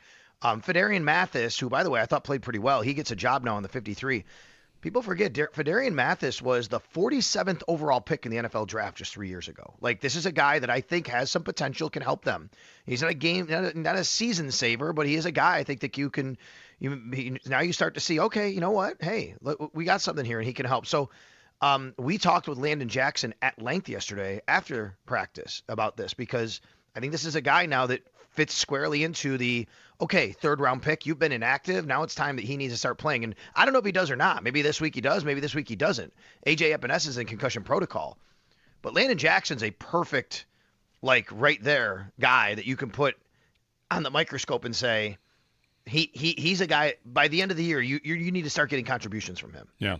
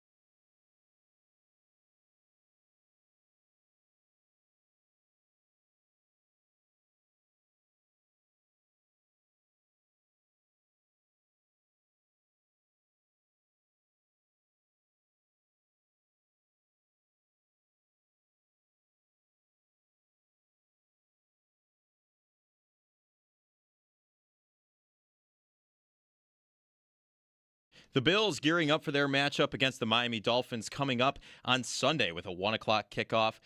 An injury update for the Bills. Christian Benford with a groin injury was a limited participant in practice, along with Terrell Bernard, who's dealing with an ankle injury, and Joshua Palmer dealing with a knee and ankle injury. Multiple players did not participate in practice yesterday, including Joey Bosa with a wrist injury, James Cook with an ankle injury, A.J. Epinesa with a concussion, Taron Johnson with a groin injury, Daquan Jones dealing with a calf injury, and Shaq Thompson dealing with a hamstring injury. That's your Barnes Firm Injury Report. Injured? For help, call 1-800-8-million. The Sabres back in action tonight against the St. Louis Blues. Puck drop set for 7 o'clock at KeyBank Center. You'll be able to catch all of the game action right here on WGR Sports Radio 550. That's your Paddock Chevrolet Sports Headlines. Paddock Chevrolet, celebrating 90 years of being your hometown dealership. I'm Joe Cali for WGR Sports Radio 550.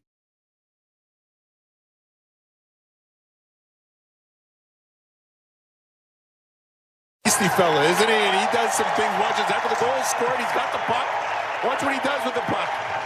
He's going to keep it in his pants. I don't know if he wants to sell it on the open market or not, but they're not going to get that puck from Binnington. But that is until linesman Michel Cormier came over and said, hey, we know you got the puck, buddy. Good job catching that. There's cameras everywhere, guys. Tremendous. His eBay account would have been popping off after this game had he pulled that heist off. So last night, Alexander Ovechkin scores his 900th career goal, and Jordan Binnington, who was later pulled from the game, they got smoked. Final score maybe 6-1. I thought it was 5-0, and he comes out. He took the puck from the 900th goal and put it into his pads, in his the hip back there, and appeared to be claiming the puck. Yeah. And then had to be asked to give it back. Yeah, he's trying to steal the memento. Yes. The 900th goal of Alex Ovechkin's career, a big milestone, and he's going to steal that puck, or he's, keeping it safe. Good morning, by the way. Jeremy and Joe. Joe's off today. Back to your calls on the Bills and their championship roster in a minute. But the context of this, for those of you who don't know Jordan Binnington, Owen, as a goalie, you're a goalie. I was talking to a friend last night about this as it happened. My buddy, he plays a lot of hockey. He's like, that doesn't surprise me. He's a goalie. Goalies are weird. Goalies are always weird, and you can't ever treat them like regular people. That was the first thing he said. I'll get your thoughts on that. But as goalies go, Binnington is as weird as they get. I don't know if weird's the term that is appropriate for Binnington. Binnington is... I'm trying to find one that's appropriate for our airwaves. You got to think of a word that's not a swear, right? On some level, because every word to describe him tends to be like not good. That guy, I'll say it like another one of my friends says this all the time. That guy stinks. Yeah, he stinks. Not like as a player, but like as a he's a good goalie. He's a good goalie, he but stinks. He stinks. He. All goalies are weird. I agree. All goalies aren't Jordan Binnington, mean and cruel and a little psychotic. Right. Unhinged. He's got to go get that puck back. I don't know if you watch the goal he gives up.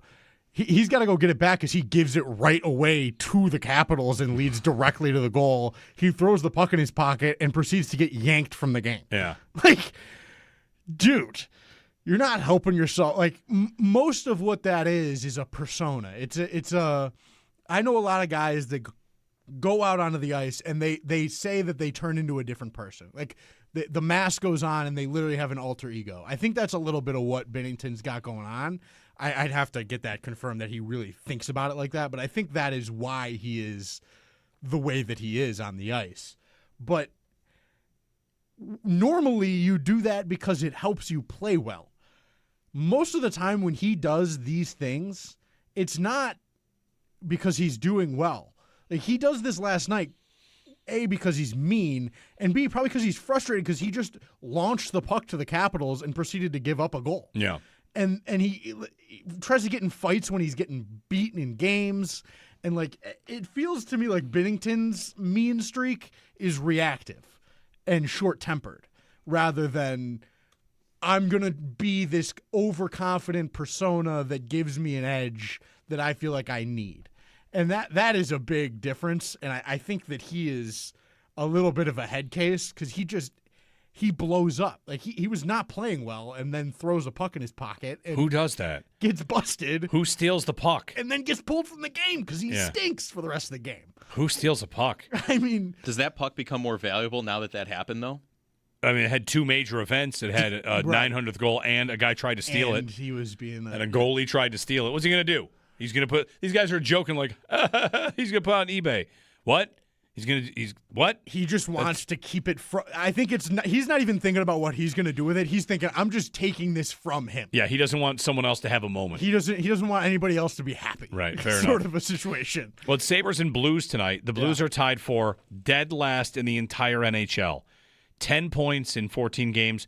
They have lost 8 of 10, 2-6-2. Right. So 2 wins in the last 10. If the Sabres can't beat the Blues off of back-to-back. With both goalies playing. Right. Both goalies play. They split it halfway right down the middle. Back-to-back against a terrible Blues team.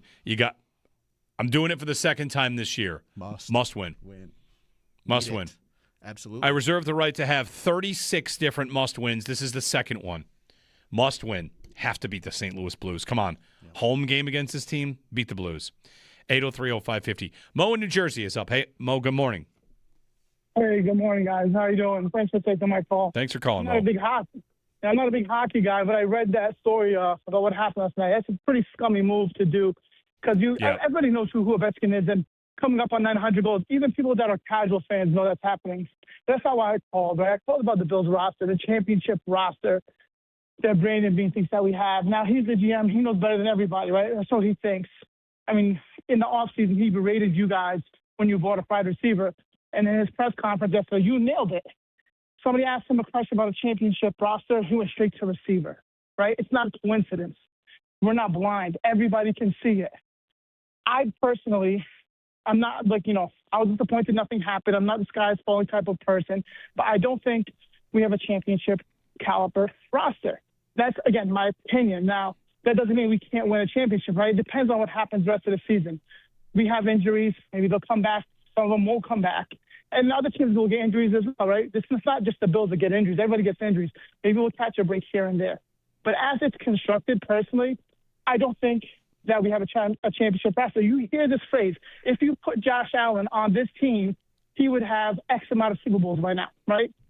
If you take any of the top 10 guys in the NFL at the quarterback position and you put them on this roster, would you put your money that they would win a championship? And it doesn't matter who you pick. My answer is going to be no. Yeah.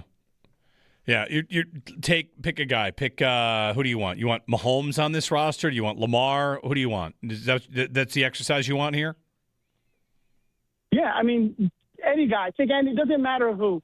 Lamar, I think, is similar to Josh Allen in that he can create plays on his own with his legs and extend plays and get people the ball. But you have traditional, some are like pocket quarterbacks, so to speak.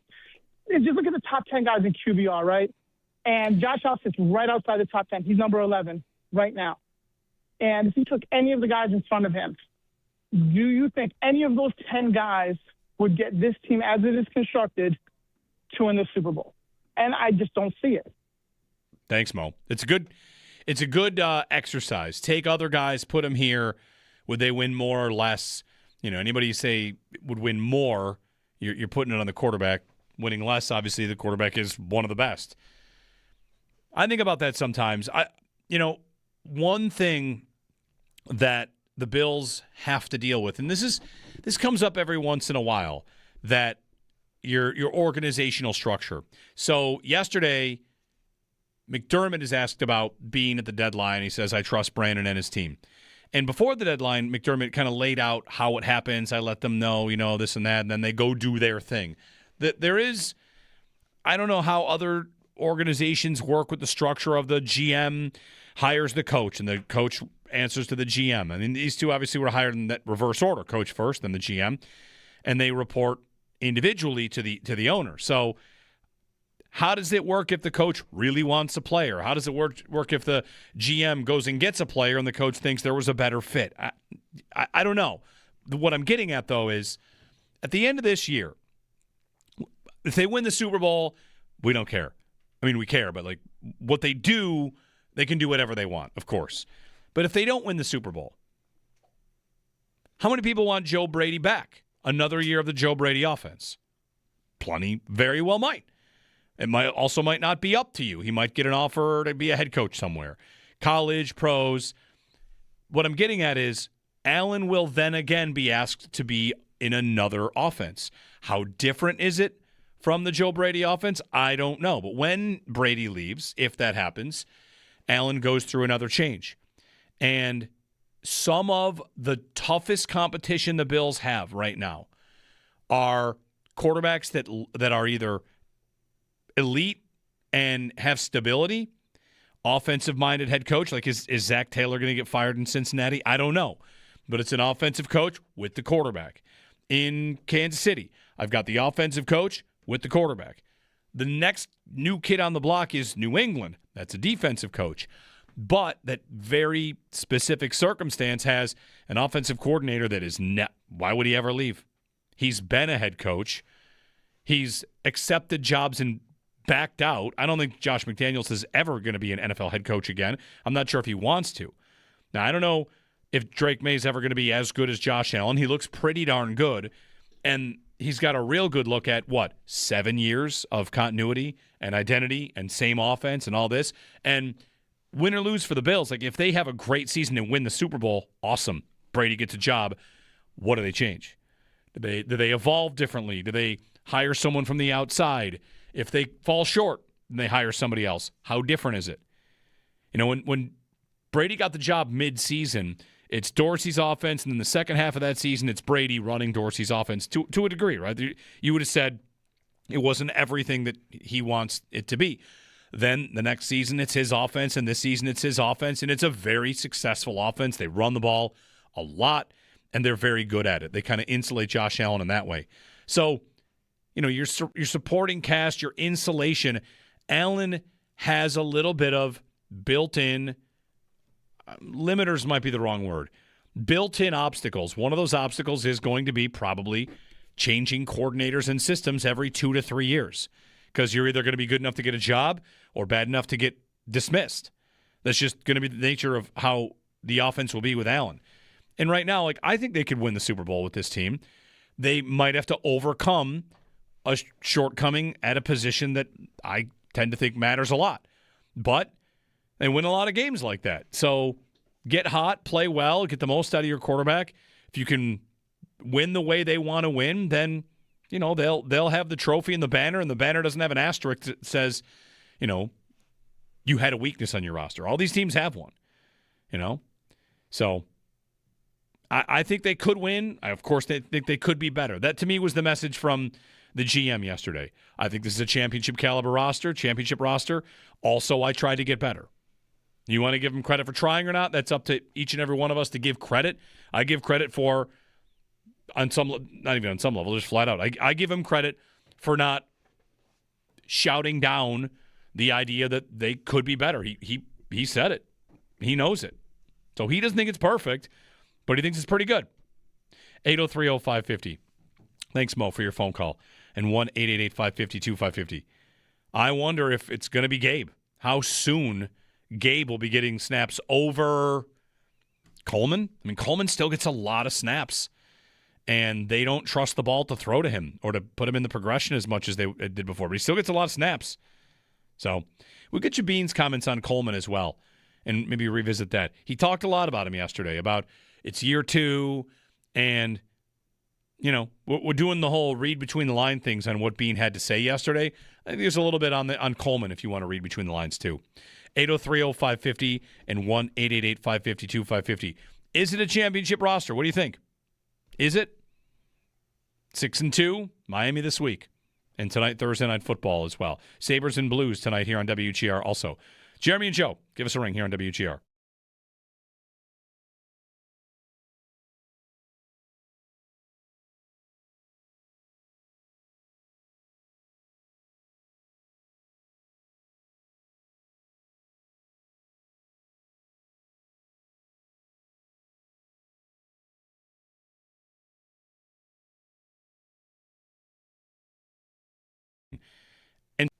I got Beane bringing up wide receiver. I got Beane upset a deal didn't get done. And I'm trail of breadcrumbs in this thing. He brings up wide receiver. He's a little disappointed to upset a deal didn't get done. And he's referencing watching other deals and saying, interesting. And talking about young general managers in the league. And James Gladstone, the Jags GM, is 35. He's one of the youngest GMs, maybe the youngest GM ever hired to run a football team.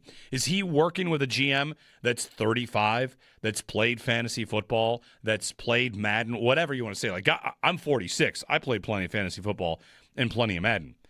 But those three little clues to me, I think he was big game hunting. He's mad as any fan we didn't get something done. And they're grinding on guys for a while here. Grinding. Oh, okay.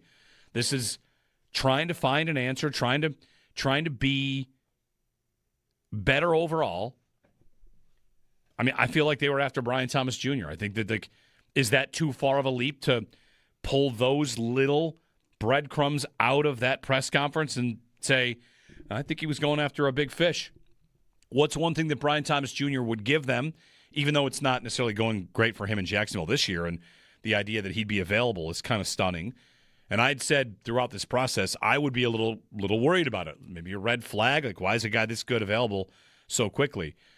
But Beane later on was talking about how they want to be the kind of team that can win any number of ways. And one way that we question whether or not they can win is vertically. And Brian Thomas Jr. would be an ex-receiver that they could play vertically. And I feel like I've got it all in front of me. I thought that might be a real scenario going in, and then it doesn't happen. And the press conference we heard yesterday, to me, was a GM that was upset. Something didn't happen because he was maybe going for something big. Now, maybe it's Hendrickson. I could be wrong. Like, you're mad. You thought, come on, what you're going to keep this guy? Why are you going to keep this guy?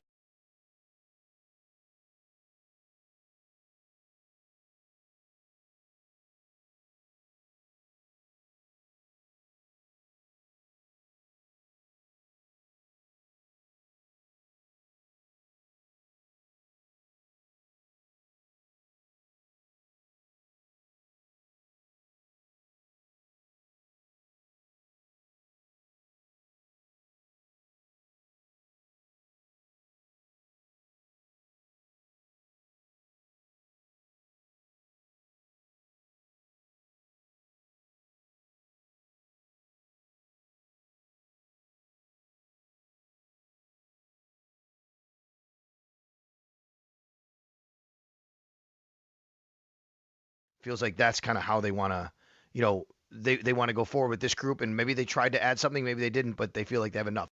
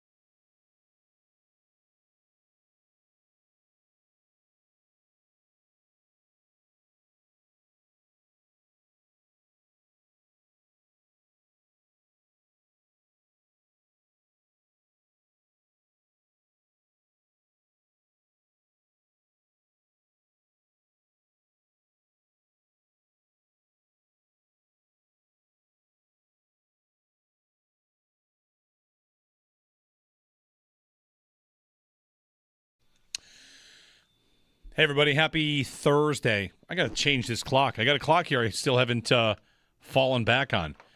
My day of the week clock. In my defense, it's my day of the week clock, and we never actually have to go back a day. Let's get stupid. Should we do that? Actually, I did have a let's get stupid about daylight savings. I'll save it for you later in the day. Get it? That's not a joke, actually saving it. It's not but I have a let's get stupid about daylight savings. I think we can do better than the way we're doing it. Do I have your interest, Joe? Owen? I'm very intrigued, yes, to say the least. Should I run through it in 10 seconds? No, I'll save it. We got time. 803-0550. We'll get a couple calls in on the other side on Brandon Beane's defense of inaction. I mean, he acted. He just didn't, one word he used, consummate a trade at the deadline.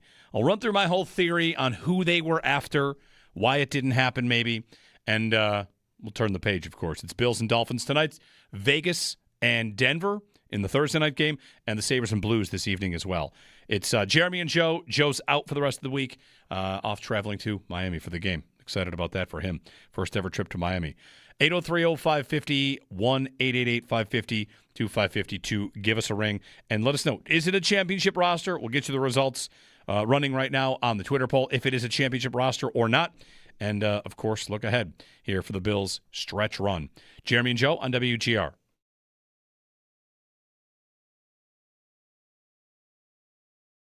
And then, Sally, you kind of turn to what can they do from here.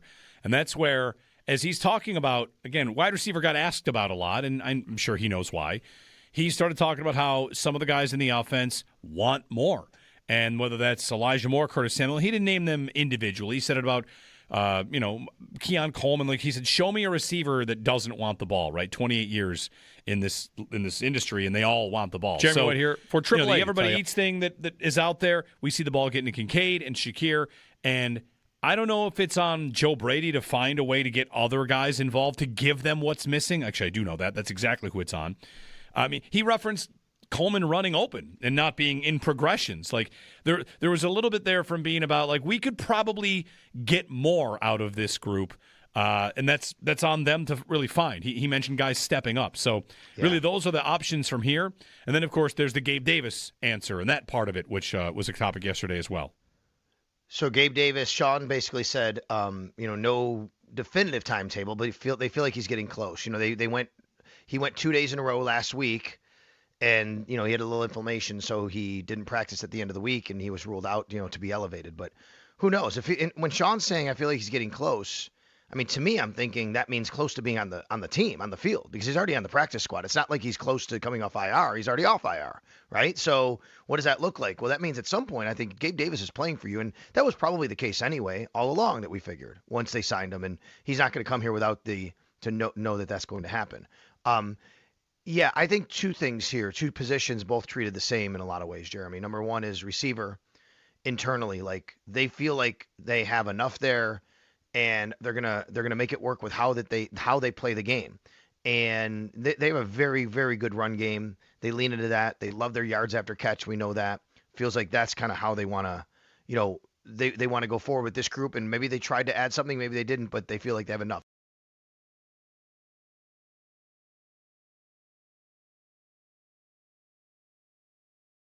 But the thing I thought about Beane yesterday was that he carried the kind of tone that I won't speak for all of you. I was satisfied to a large degree. He said they wanted to do something, and he said that they moved money to do it, and that they had other deals ready to move to create more space if they needed to, kind of painting a picture like if they had been able to do Trey Hendrickson. Let's just throw that name out there. He didn't, I am. If they'd offered a second to Cincinnati for Hendrickson and they were bent on staying with the first, the Bills would have needed to create some space. And this is back to Beane. He said they had papers ready, like boom, boom, boom, hand these in. Here's your space. Now you can make your deal. So somewhere along the way, they were at least pursuing a player that required cap space that they didn't have. All right. One clue. He also said that there were some players they were pursuing, they're grinding on, he said, some of the guys are grinding on, will be UFAs at the end of the year, so they could pursue them at that point. Rashid Shaheed is one of those guys.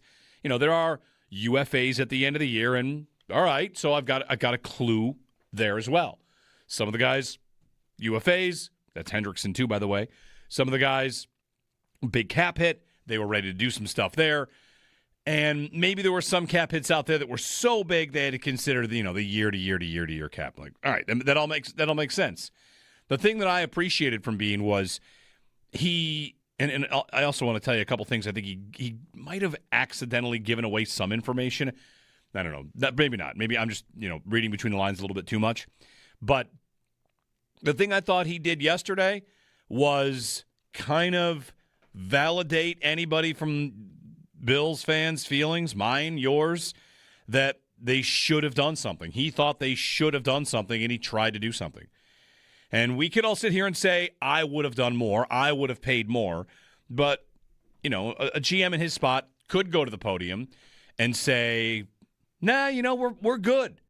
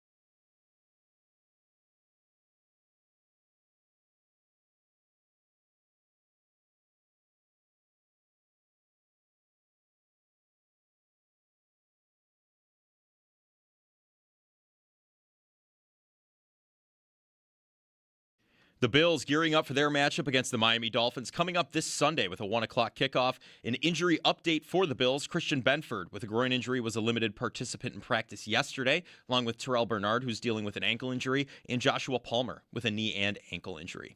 Multiple players did not participate in practice yesterday, including Joey Bosa with a wrist injury, James Cook dealing with an ankle injury, A.J. Epinesa dealing with a concussion, Taron Johnson with a groin injury, Daquan Jones with a calf injury, and Shaq Thompson with a hamstring injury. That's your Barnes Firm injury report. Injured? For help, call 1-800-8-million.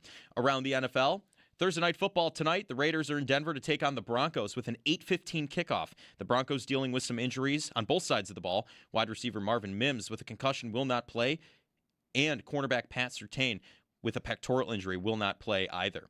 The Sabres back in action tonight against the St. Louis Blues. Puck drop set for 7 o'clock at KeyBank Center. You'll be able to catch all of the game action right here on WGR Sports Radio 550. That's your Paddock Chevrolet Sports Update. Paddock Chevrolet, celebrating 90 years of being your hometown dealership.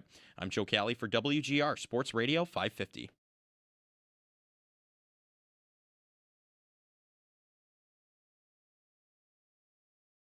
Microscope is on Keon. I get it. He's drafted high second round, and so you're naturally going to put a lot of pressure on him. I would say there's been some good things, and there's things he can continue to do better. I think he has taken another step this year. That doesn't always show in targets or production, things like that. There's a lot of different things, whether what he's being asked to do. He's playing within the offense.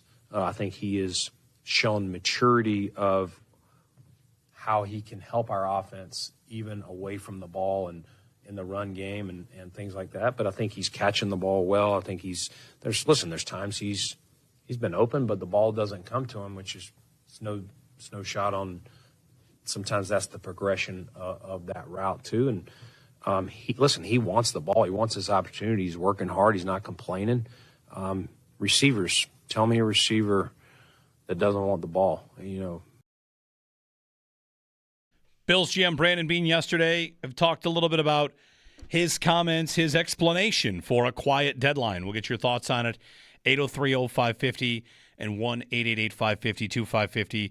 He said, I'm as mad as any other fan. Talked about trying to find a deal, and that he thought, yes, this is a championship roster, but that he was working. And he used the phrase grinding on a couple of guys, that they were really working hard to make a trade. So that indicates that. There were a couple clues. Some of the guys they were after, he said, are free agents. That could be Trey Hendrickson. That could be Rashid Shaheed. One of those guys did not move. The other guy did.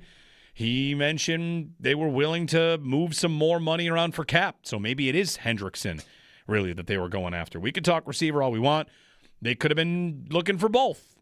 And, of course, as the deadline comes, maybe you're playing musical chairs on this idea, while you're over here chasing receiver X. The call comes through for defensive lineman J, and that guy gets dealt. Like, oh, all right, well, looks like that's off the table. These GMs are calling each other, trying to get something done, and maybe you get scooped on a guy. That could very well happen. So, I don't expect everyone out there to have listened to all 27 minutes of Brandon Beane. That's part of my job. I listened to it, and I came away with a couple different nuggets that I've pieced together myself to kind of create what I think might have happened, one potential scenario. And I'll run through that very quickly and get your calls in here on, whether or not this is a championship roster, and check in on the Twitter poll about whether or not you think it's a championship roster. So, Beane yesterday, when asked about the roster, the championship roster, he said yes, and then started talking about positions and injuries, and it's a lengthy answer. He kind of starts to go on a couple things. He mentions Amari Cooper and that trade last year, and then begins to talk about how receivers fit in at the deadline, that maybe they're not specifically a part of the 2-minute drill and a part of this and a part of that. And it was his answer to that question about believing this is a championship caliber roster, where he starts talking about receiver. No one brought it up at that point. He starts talking about it. Now, maybe that's just because Cooper came to mind and then he goes on receiver, or maybe it's because receiver was fresh in his mind because that's one of the positions that they would have been hunting. They were linked to Jacoby Myers. They would have been linked to Chris Olave in a couple of reports, maybe linked to Brian Thomas Jr. I mean, whatever. The reporting is what it is. Some of it's smoke screening, just like the draft. But anyway, I don't think it's crazy to think they would have looked for receiver. And he didn't seem to scoff at that idea at all. In fact, I feel like if you listened to the press conference, you would have thought he was looking for a receiver. He, of course, he drops that it's not fantasy football and there's a lot more going on. And I don't think he meant that in some sort of, demeaning way to those of you playing fantasy football and like me. I think he was talking about how there are more things at work: agents, contracts, money. You want to go trade for Jalen Waddle, you got to tell your owner, I need $70 million commitment to this player, right? Because that's what that player is owed in the next couple of seasons. And I don't exactly even know how that works when you trade that money. Does the money that's been ponied up, whatever. I don't know how that works. But that's the kind of thing that's not in fantasy football that is in real football trades. But then he talked a little bit about GMs in the league and a youth movement. Younger guys that have played true fantasy football and Madden and stuff like that, like the younger guard. And to me, that's another one, like right away in my head, I thought, oh, talking about younger GMs. Were you talking to younger GMs? Were you on the horn with younger GMs? Who are the younger GMs? And the first one I thought of was Jacksonville. James Gladstone is 35. So, all right, I'm making calls, trying to get something done. You're talking about wide receiver and how they fit in, and that's something you clearly need, and I think he would agree they probably could use some help there. And you're talking about a young GM. Like, okay, were you talking to Jacksonville? Is that top of mind because you were thinking Jacksonville? And then the part of it is about being upset. Like, I'm as mad as any other fan. I just don't think you end up getting mad about not overpaying for Deebo Samuel. I don't think not getting Deebo makes you mad. I don't think not adding Logan Wilson, who went to the Cowboys for a 7th-round pick, gets you mad. I also don't think The divisional ones would get you mad. He said, made calls in the division and they don't want to talk to us. That doesn't get you mad. That sounds like it was shut down before you got anywhere. So to me, all right, that's not Olave or Waddle or Garrett Wilson. Wilson and Waddle will be in the division. Olave is an old GM, near 70. I got a young GM with a position of need, and I'm mad I didn't get it done. I'm mad it didn't get done. The tone of the presser yesterday almost felt like, and Sal kind of thought this too, maybe they were thinking they might have gotten somewhere, and ultimately they didn't. He mentioned, you think a guy's available, and then turns out they decide to stand pat. I laid it out in the first segment. He likes to make his comparisons to fantasy football that it's not fantasy football. One place I'll make it is, have you ever been in a trade? You think you're all the way there. Guy says he's going to think about it for 5 minutes, 10 minutes. Let me call you tomorrow. And then all that work is scrapped. I've got some guys in my leagues. I've worked on a trade for 6 months to finally get a trade done. Like, some people are tough to convince. What's Jacksonville? Could Jacksonville be the kind of team that could get off of Brian Thomas Jr. after 1 year? The GM traded 2 firsts for Travis Hunter. Do you think if he could get one of them back for the other receiver, he would flip his receiver room and feel like, I kind of did it for net, only giving up one because I got one back? I think Brian Thomas Jr. was the target. And it didn't get done, of course. He would have given the Bills verticality that they need, speed over there that they need. And I think that's the target that they didn't pull in the boat. So just me, just a theory. Breadcrumbs, conspiracy, too far between the lines, maybe all of it. You can give me a call on what you thought happened, or if you think it's a championship roster, because that's kind of what we're talking about here today. 803-0550 and 1-888-550-2550. To Rob in Connecticut. Rob, good morning. Good morning, Jeremy. Hey, how'd that thing go with the school yesterday with the kids? Did they ask you a lot of questions? Good. Yes, they asked a lot of questions. I had to go to my kid's school to talk to 6th graders about my job and, what time do you get up in the morning and do you read stuff off a piece of paper? And, some good questions. And, it was all right. I'm glad it worked out for you. Anyways, I said to Joe, I said, listen, I hope I can say this. I don't want to sound like a smart ass. But I'm not going to call it a championship roster because we haven't won the championship with this roster. But what I want to call it is a championship-capable roster. I want to believe that we can win the championship with this roster, but I refuse to call it a championship roster because we have not won the championship yet. Right. Make sense? Very sure. Thank you. Yeah. All right. Thanks, Rob. Alexa, volume 5. All right. Thanks, Rob. 803-0550, 1-888-550-2550. One thing, so maybe I'll try and find this. Someone sent to me, or I was, tagged in, a comment from Beane, or it was somebody wrote it up in 2023. And it was the idea that he was asked then about making a trade, and he did not want to have like a tear down. Yeah, here it is. SI, SportsIllustrated.com from John Alfano, April 21st of 2023, Rams SI. Brandon Beane wants to avoid a Rams-like teardown, is what the article says. And let me see if I can find exactly the quote. We're trying to work our way out so we don't have just a teardown. You see what that happened from a team here or there. We can't do anymore. We got to get rid of some of these huge salaries. The only way to do this is either to kick it further down the road, making it harder, or start trading, releasing, taking those hits. I'm trying to find if there's a quote in here about the Rams. So the Bills executive isn't the first higher up to criticize the Rams' team-building philosophy.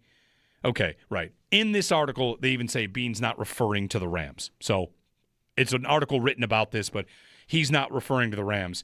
They do point out that Jim Irsay said, you called out the Rams approach as that's what you have to be careful about. Because what do the Rams do? The Rams got really aggressive. The thing about the Rams and their model and what they did, too much is made of the aggression for trading for Vaughn and signing Odell Beckham. What's the Rams' real key move? What's the biggest thing they actually did?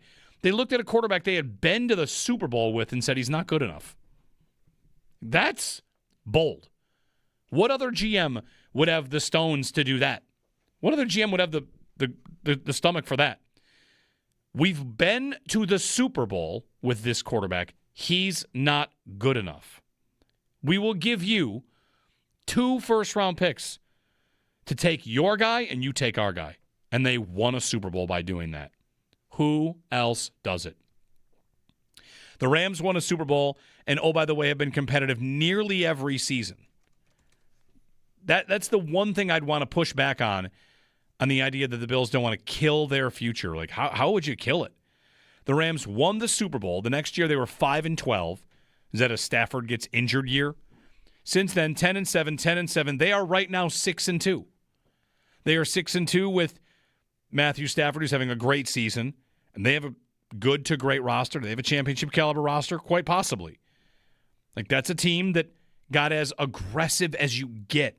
And they didn't even do it for a young quarterback. They did it for a guy who was proven, pulled him out of Detroit, and won the Super Bowl. To me, it's kind of amazing that you'd be that bold and anyone would point to you as like, you got to avoid that happening. Avoid what?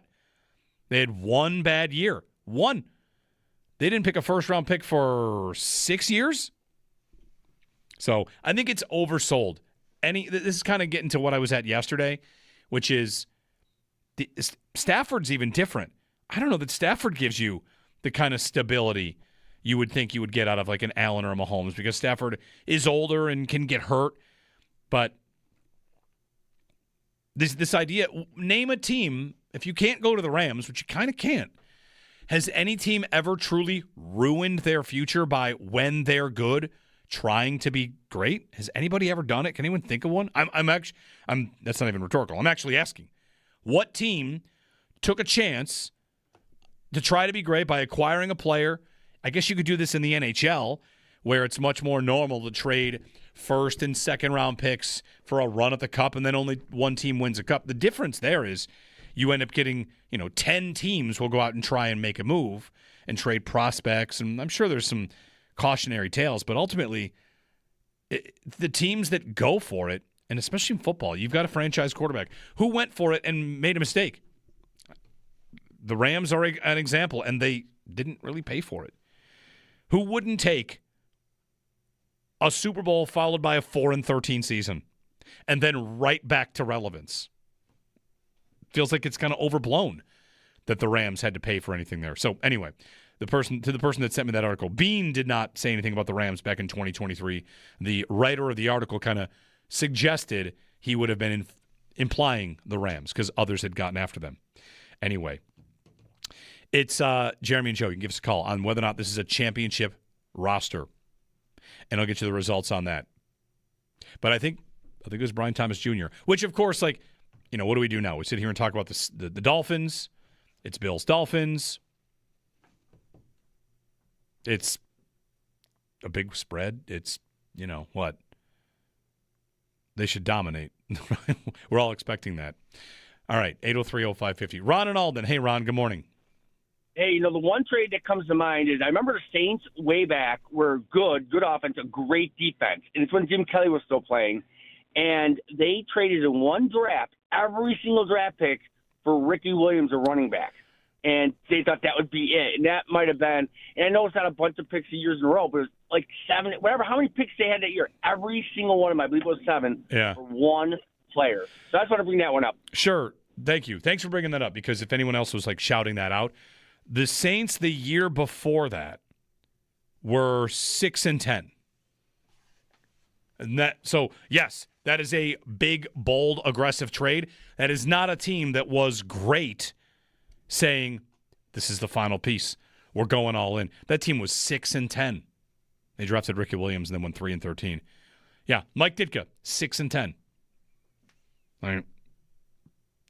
Are the Saints the cautionary tale for going for one player in the draft? Feels like they shouldn't be. It's funny, this is where we do get to fantasy football. If I were to tell you right now that the Bills could trade their entire 2027, he's not available until 2027, the entire draft For Jeremiah Smith, should they do it? And the answer is definitely yes. Shouldn't 10 teams do that? Their entire draft for Jeremiah Smith?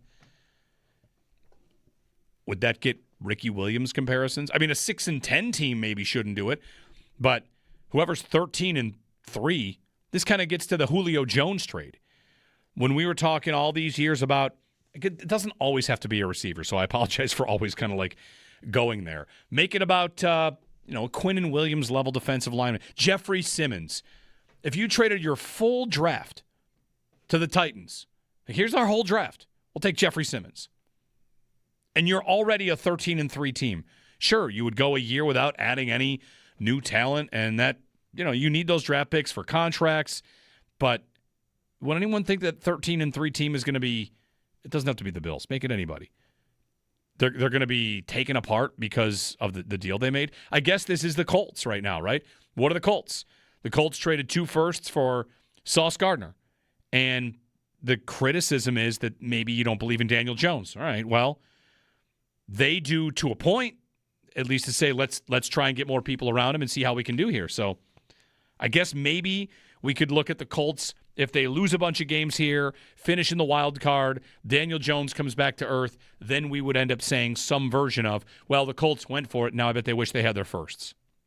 But that's if that happens, they'll be the next one, maybe the first one to really kill the future of a quarterback. Kind of reminds me of the old adage that if you miss on a franchise quarterback, you set your team back 10 years, which is a thing that used to be said that's not even close to true. You don't even set your team back for 5 years. Now we see teams take quarterbacks and just take another one the next year. All right, we took one in the second. Let's take another one. The only thing you do setting your team back is sticking with the wrong guy for too long, which it feels like teams don't do. How many years between Mac Jones and Drake May for New England? They took a quarterback in the first round. They did not set their team back 10 years. They got out of it kind of quickly and picked third and took another guy. So anyway, 803-0550 and 1-888-550-2550. Thank you, Ron, for the phone call on Ricky Williams. I did not actually know they were 6-10 when they made that deal, but it is good to know. You imagine a 6-10 team right now trading their entire draft for a running back? The league has changed since 1998. AJ in Buffalo. Hey, AJ, good morning. Good morning. I just wanted to call in. I'm surprised the 2011 Dream Team Eagles haven't been mentioned. That's the most infamous blow-up of all time. Okay, what happened? They went and got Namadi Asamoah, and I'm blanking on some of the acquisitions they made, but they had Michael Vick at the time, and I remember they were like the hype of the offseason. They were the crown champions, and then they were terrible the next year. I want to say they went 6-10. So the 2011 Eagles, were they 10-6 and then, well, I mean. Yeah, they made the playoffs, and I want to say they made it to the divisional round. Okay. With Michael Vick. That was the year that Kevin Cobb got hurt in 2010, and Michael Vick took over and was great. And then the following year, he was not great. Okay. All right. Thanks, AJ. I do not remember the 2011 or 2012 Dream Team Eagles. 2010, they're 10-6, then 8-8, and then in 2012, they're 4-12. That's when Andy Reid gets fired, by the way, right? Just after one bad season. I don't know. Namdi Asamoah. I don't remember the. Should I Google the 2011 Eagles offseason to see if, in fact, they did go all in or if they just had, like, big names? I mean, it's an 8-8 team, 2011 Eagles. I don't know. Luke in Silver Creek. Hey, Luke. Hey, Jeremy. Good morning. Morning, Luke. So I wanted to ask you, in your opinion, what's going to be different this time around in the playoffs? And you can take it from, the angle of the Bills specifically, and you could look at it in terms of their competition with the AFC. Yeah. And in terms of what's different, like, is that going to be enough? Because that's kind of where I keep getting at with all this. And, like, to me, it kind of feels like the same team with, maybe a better connection between Josh and Dalton Kincaid, which could be enough. It feels like we've got some extra pieces on defense, but I don't know if you looked at the injury report, but we've got like 8 of 11 starters that are limited or not practicing on defense again. So I feel like that just kind of ultimately feels like another inevitability in terms of the defense maybe being banged up in the playoffs. I hope that's not the case. I hope they can get healthy again. But yeah, Luke, this is a good question. I might steal this for a topic. Like, what will be different this time? is a great question. How materially different are they this year from last year? They've got Hairston. That helps, right? We think he's pretty good. They've got Deion Walker, who looks pretty good. At safety, Cole Bishop looks a lot better. That helps. Well, last year, their defense was not capable. They had major flaws on defense. And this year, they, I think, are better. One thing, whatever, it's 8 games in, but a credit to Beane that he aimed to get a better defense to fix the defense, and he very well might have done that. And Sean McDermott taking over play calling, however much he's done that. Like, what will be different? It's a good question. What's different? The thing I brought up yesterday is what if they win? That's great. What if they make it to the Super Bowl and look overmatched? I wonder like what fan will feel like that is a positive step versus the fan that feels like that's just another loss. Because I know there are people that feel like that would hurt even more to lose in the Super Bowl than it is to lose in the AFC Championship game. But I don't know. I mean, what's going to be different? I don't know. I did have the thought, if you didn't know about the previous 4 seasons, if you just woke up today and the Bills are 6-2 and they look like they've looked, how excited would you get? Would you be over the moon? You might be. I find myself doing that a lot, that exercise a lot about football, because why are the Colts kind of not taken seriously? Because Daniel Jones for the last 4 years has not been a quarterback to take seriously. Why are the Ravens and the Chiefs, even though they have 4 losses, taken seriously?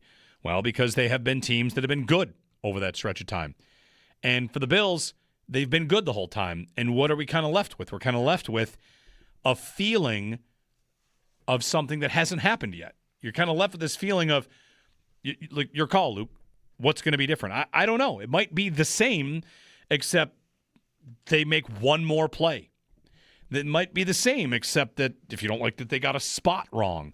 It might be the same, except that on the wide receiver screen to Amari Cooper, he doesn't slip, because he kind of slipped on that play. That's why these trades about going after, a big target or trying to land a whale, whether that was Hendrickson or if that was Olave or if that was Quinnen Williams or whoever it was, the idea is like it's not going to be much different, but it probably doesn't have to be that different to get to where you ultimately want to get to. So it is a tough question. What will be different? Anybody want to try that one on? 803-0550. Give me a ring. 1-888-550-2550 to join us. Jeremy and Joe. No Joe today. He's off this week. And wide open for you taking your calls at 803-0550. At some point, I want to talk about Tom Brady cloning his dog, which is the thing that has reportedly happened. All right, yeah, that's in there. But what'll be different? How about it? What'll be different? 803-0550 on WGR.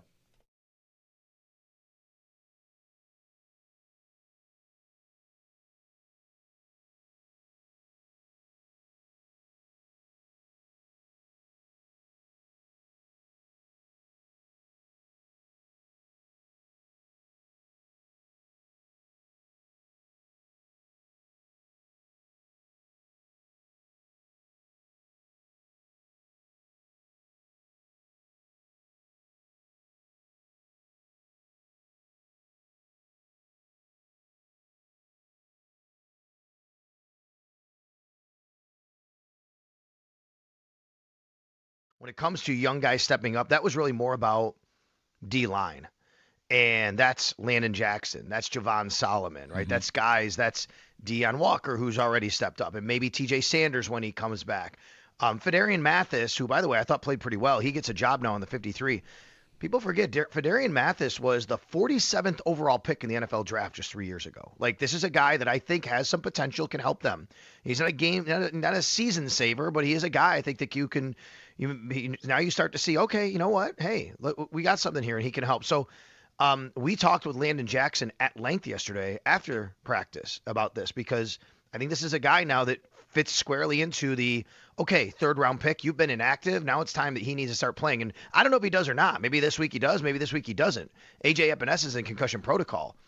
But Landon Jackson's a perfect, like, right there guy that you can put on the microscope and say, He's a guy, by the end of the year, you need to start getting contributions from him. Yeah.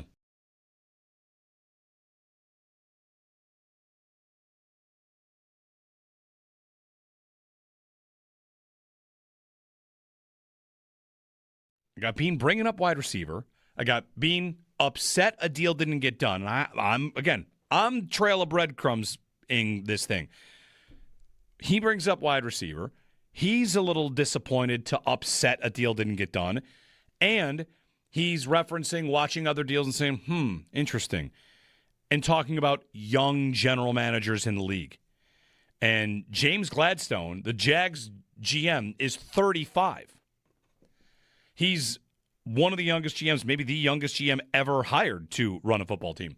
Is he working with a GM that's 35, that's played fantasy football, that's played Madden, whatever you want to say? Like, I'm 46. I played plenty of fantasy football and plenty of Madden. But those three little clues to me, I think he was big game hunting. He's mad as any fan we didn't get something done. And they're grinding on guys for a while here. Grinding. Okay. This is trying to find an answer, trying to be better overall. I mean, I feel like they were after Brian Thomas Jr. I think that is that too far of a leap to pull those little breadcrumbs out of that press conference and say, I think he was going after a big fish. What's one thing that Brian Thomas Jr. would give them, even though it's not necessarily going great for him in Jacksonville this year, and the idea that he'd be available is kind of stunning. And I'd said throughout this process, I would be a little worried about it. Maybe a red flag, like why is a guy this good available so quickly? But Beane later on was talking about how they want to be the kind of team that can win any number of ways. And one way that we question whether or not they can win is vertically. And Brian Thomas Jr. would be an ex-receiver that they could play vertically. And I feel like I've got it all in front of me.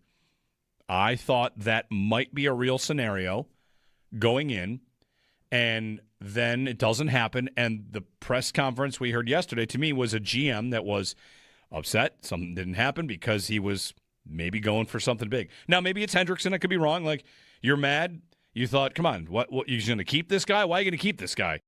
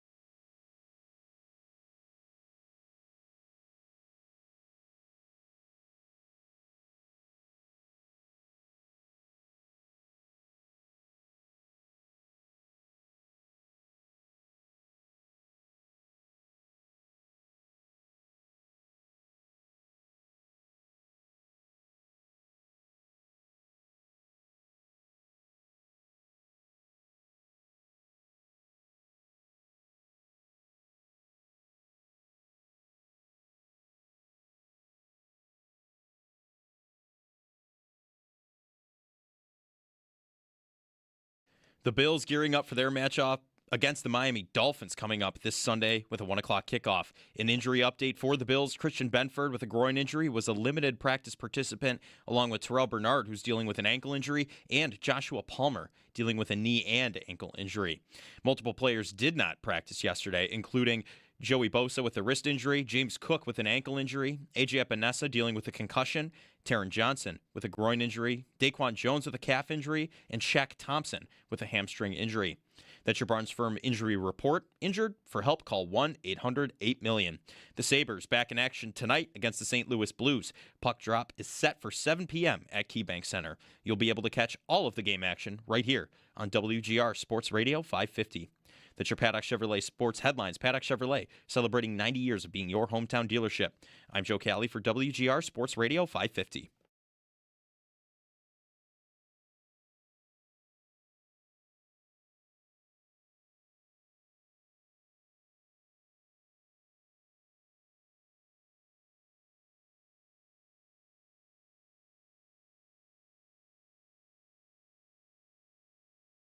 There are certain positions that it's easier to plug a player in, and some are a little harder. Those are all part of it. Doesn't mean we wouldn't do it. We've obviously traded for receivers before. And, I've been here. This is season 9, right? We're usually very active. I'm always active. We put a lot of work in. Sometimes you look back at, when you go home last night and feel like, damn, that was a waste of time.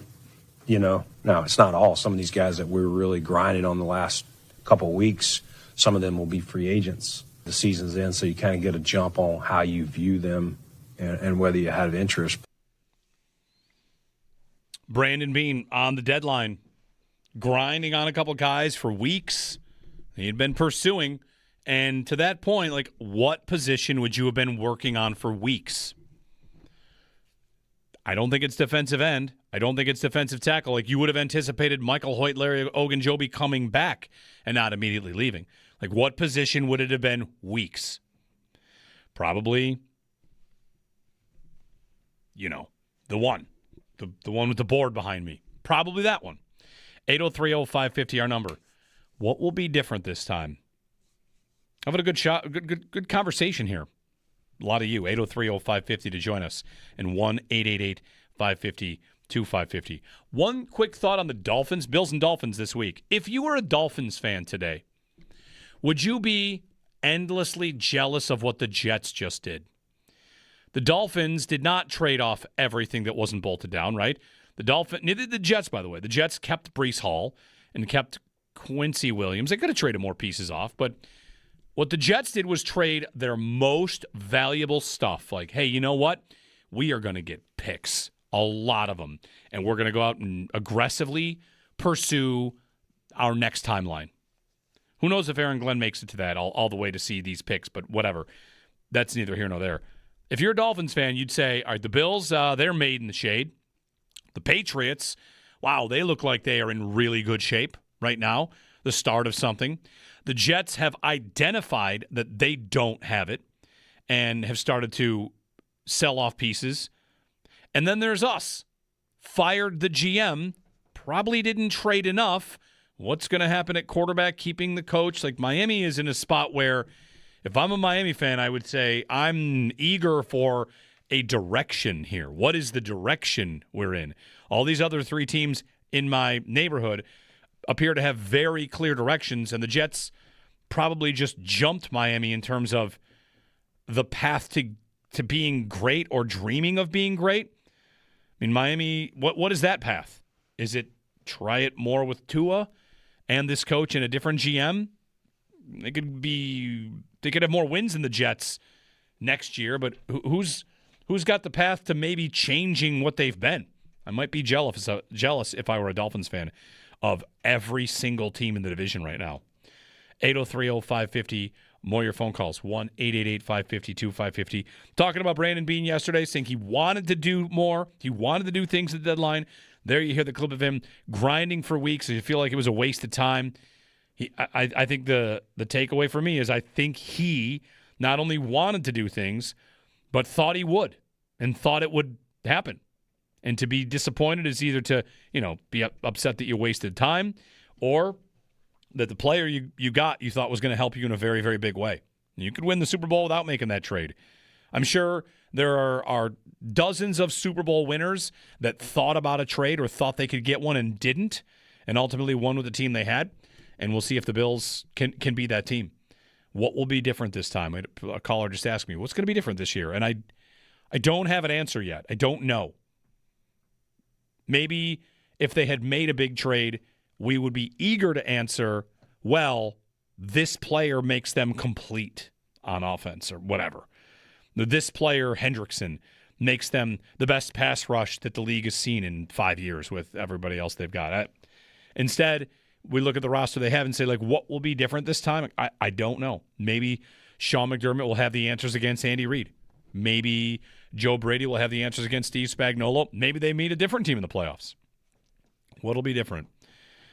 One thing that could be different is they might be a wild card. That's still possible. Ray is up next here. Ray, good morning, Ray. Good morning.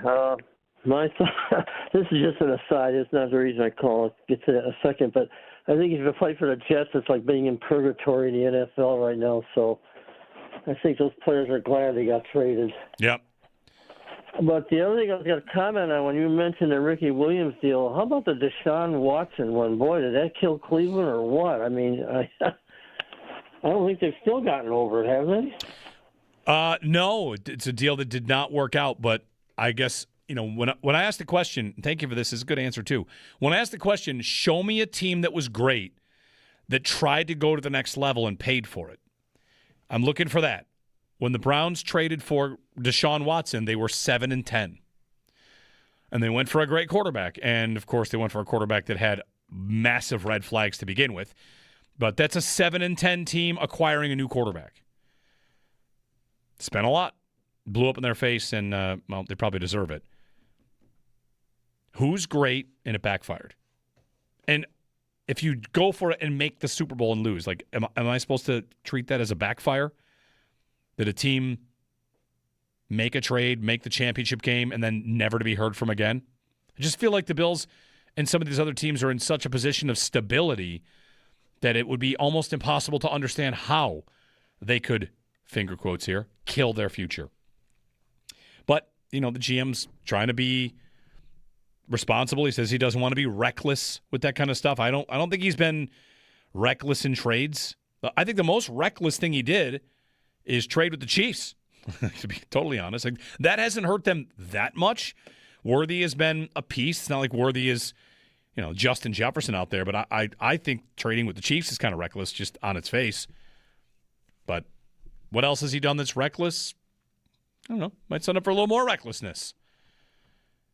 It does get back to the point of, like, this offseason. I've seen a few people say, like, you think they'll trade up in the draft this offseason? Maybe. They've traded up modestly, right? Outside of the Allen move, it's 2 picks, 3 picks, 2 picks, move up 4 picks. They see somebody in the neighborhood of what they like, they'll go get that player. And they've done that many, many times. So is there something in the cards where if they don't win the Super Bowl this year, they would be willing to do a trade up to number 6, a trade up to number 9 to get a blue chipper they think would really make a difference? I don't think that would be reckless. I think that would be aggressive. And I think there are spots where reckless and aggressive can maybe be the same. I think you might say a team like the Dolphins trading firsts for Bradley Chubb and Tyreek Hill. To me, you could consider that more reckless than if the Bills had done it, because the Dolphins don't have that built-in stability at quarterback that the Bills do. I mean, I know they have Tua, but he can't stay healthy, and he's unreliable on a large level. Billy in Toronto is up next. Hey, Billy, good morning.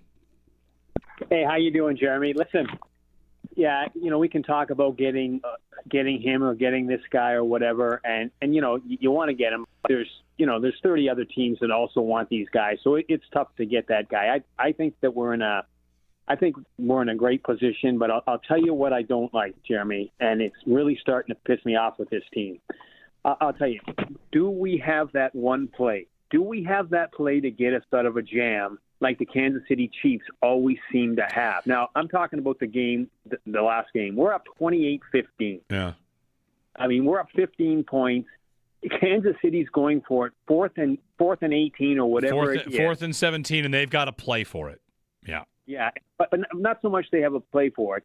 We went after Kansas City with a 4-man rush. And anybody that's watched 2 Super Bowls where Kansas City got blown out is that you go after Mahomes with 4 guys. You don't send the house against him because he's a great passer when he's a great runner. And we took that away from him, and it's obvious how easily we shut him down. But what I didn't like was when it's 4th and 18 and you've been running a 4-man rush. This is when you got to change. This is Mahomes is expecting the 4-man rush.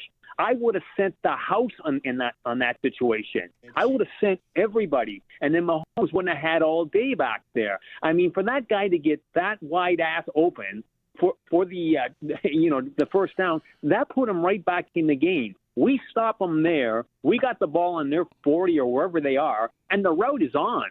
And yet we let them back into the game like we do every single time. And I go back to last year's playoff. We're going in for going in to try and win the game. What does Kansas City do? They hadn't done it all day, but boom, they send the house On 3 plays, Josh is in trouble. We throw that alley-oop pass that should have been caught, but that's what Kansas City does to us. I don't care about pickups right now. It's between us and Kansas City, and maybe if Baltimore gets it. These front runners in our division, they're pretenders. We're going to go right by those guys, and if we meet them in the playoffs in their house, we'll beat them. But my God, let's have that Kansas City play which ends the ball game for us. That's all I want to see. Yeah. Thanks, Billy. I think it's a good call. It's a good call out. That play. What happens on that play? It is a strange play. Like on the broadcast, Romo said he'd never seen a protection like that before. That they kind of bluff Joey Bosa into thinking there's a screen. I mean, if Bosa pursues that and doesn't fall off, he gets to Mahomes a lot quicker. And what happens is Terrell Bernard just kind of like loses Rashee Rice. But you're right. Like they have 4th and 17. They have a play there. And would the Bills have a play at 4th and 17? What's their win percentage right before that conversion? It's probably like, I don't know, 7%, 10%. Yeah, we are at multiple years, where they lose to Kansas City with a chance to tie or win the game with the ball, and they don't. And yet, we're focusing a lot on the defense. You ever have one of those things where someone says, it refers to an event you know about? This is going to be too wordy to get where I'm going, but I'll get there anyway. Last year's AFC Championship game, the final drive, like I've gone back on that final drive 100 times and how they're just throwing a screen to Cooper on 3rd and 10, and then 4th and 5, they're looking orbit motion. They get blitzed, like you said, like they throw something at you. Someone referred to that drive yesterday to me and said something about it that I kind of knew, but I didn't know that I know this. You're on the road in Kansas City, a chance to go to the Super Bowl. You're down 3 points with how much time's left in this game? 3:33. You get the ball back with 3 minutes and 33 seconds left, a touchdown, and you go to the Super Bowl, and that offense went 17 yards. I had never had somebody point out so crisply to me that, hey, the drive to go to the Super Bowl netted 17 yards. I thought, ouch. A drive for the Super Bowl, 17 yards. And that's tough. They had the ball and the lead in the third quarter. Late third. Went 29 yards and turned it over on downs on that 4th down. It was annoying that they probably got anyway. How should we relive that game anymore? We probably 17 yards. That just kind of hit me in a way that it hadn't, even though I'd been looking at that drive, a million times. Anyway, 803-0550 is our number. Thanks for all these calls. A lot of good calls, a lot of good stuff today. And, the deadline is definitely interesting. Lots to kind of pick through. Stat of the day for you. The NFC North right now is the first division to have all its teams be 500 or better through 9 weeks in back-to-back seasons since 1970. I didn't realize the Bears were there last year, too. But they were over 500 through 9 weeks. So there you go. Stat of the day. 803-0550, 1-888-550-2550. A couple more stats for you. One about this game between the Bills and the Dolphins. One about a sneaky, tough defense on the Bills' schedule that could lead to a little bit of a, not a trap game in a traditional sense, but I'll get that for you when I get back. I think there's one more defense they really have to worry about on the schedule. That's up next.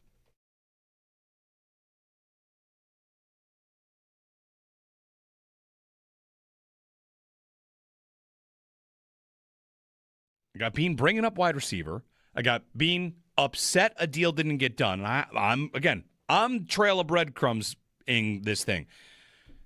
He brings up wide receiver. Jeremy White here to tell you about He's a little disappointed to upset a deal didn't get done. And he's referencing watching other deals and saying, interesting. And talking about young general managers in the league. And James Gladstone, the Jags GM, is 35. He's one of the youngest GMs, maybe the youngest GM ever hired to run a football team. Is he working with a GM that's 35, that's played fantasy football, that's played Madden, whatever you want to say? Like, I'm 46. I played plenty of fantasy football and plenty of Madden. But those three little clues to me, I think he was big game hunting. He's mad as any fan we didn't get something done. And they're grinding on guys for a while here. Grinding. Okay. This is trying to find an answer, trying to be better overall. I mean, I feel like they were after Brian Thomas Jr. I think that is that too far of a leap to pull those little breadcrumbs out of that press conference and say, I think he was going after a big fish. What's one thing that Brian Thomas Jr. would give them, even though it's not necessarily going great for him in Jacksonville this year, and the idea that he'd be available is kind of stunning. And I'd said throughout this process, I would be a little worried about it. Maybe a red flag, like why is a guy this good available so quickly? But Beane later on was talking about how they want to be the kind of team that can win any number of ways. And one way that we question whether or not they can win is vertically. And Brian Thomas Jr. would be an ex-receiver that they could play vertically. And I feel like I've got it all in front of me. I thought that might be a real scenario going in, and then it doesn't happen. And the press conference we heard yesterday, to me, was a GM that was upset. Something didn't happen because he was maybe going for something big. Now, maybe it's Hendrickson. I could be wrong. Like, you're mad.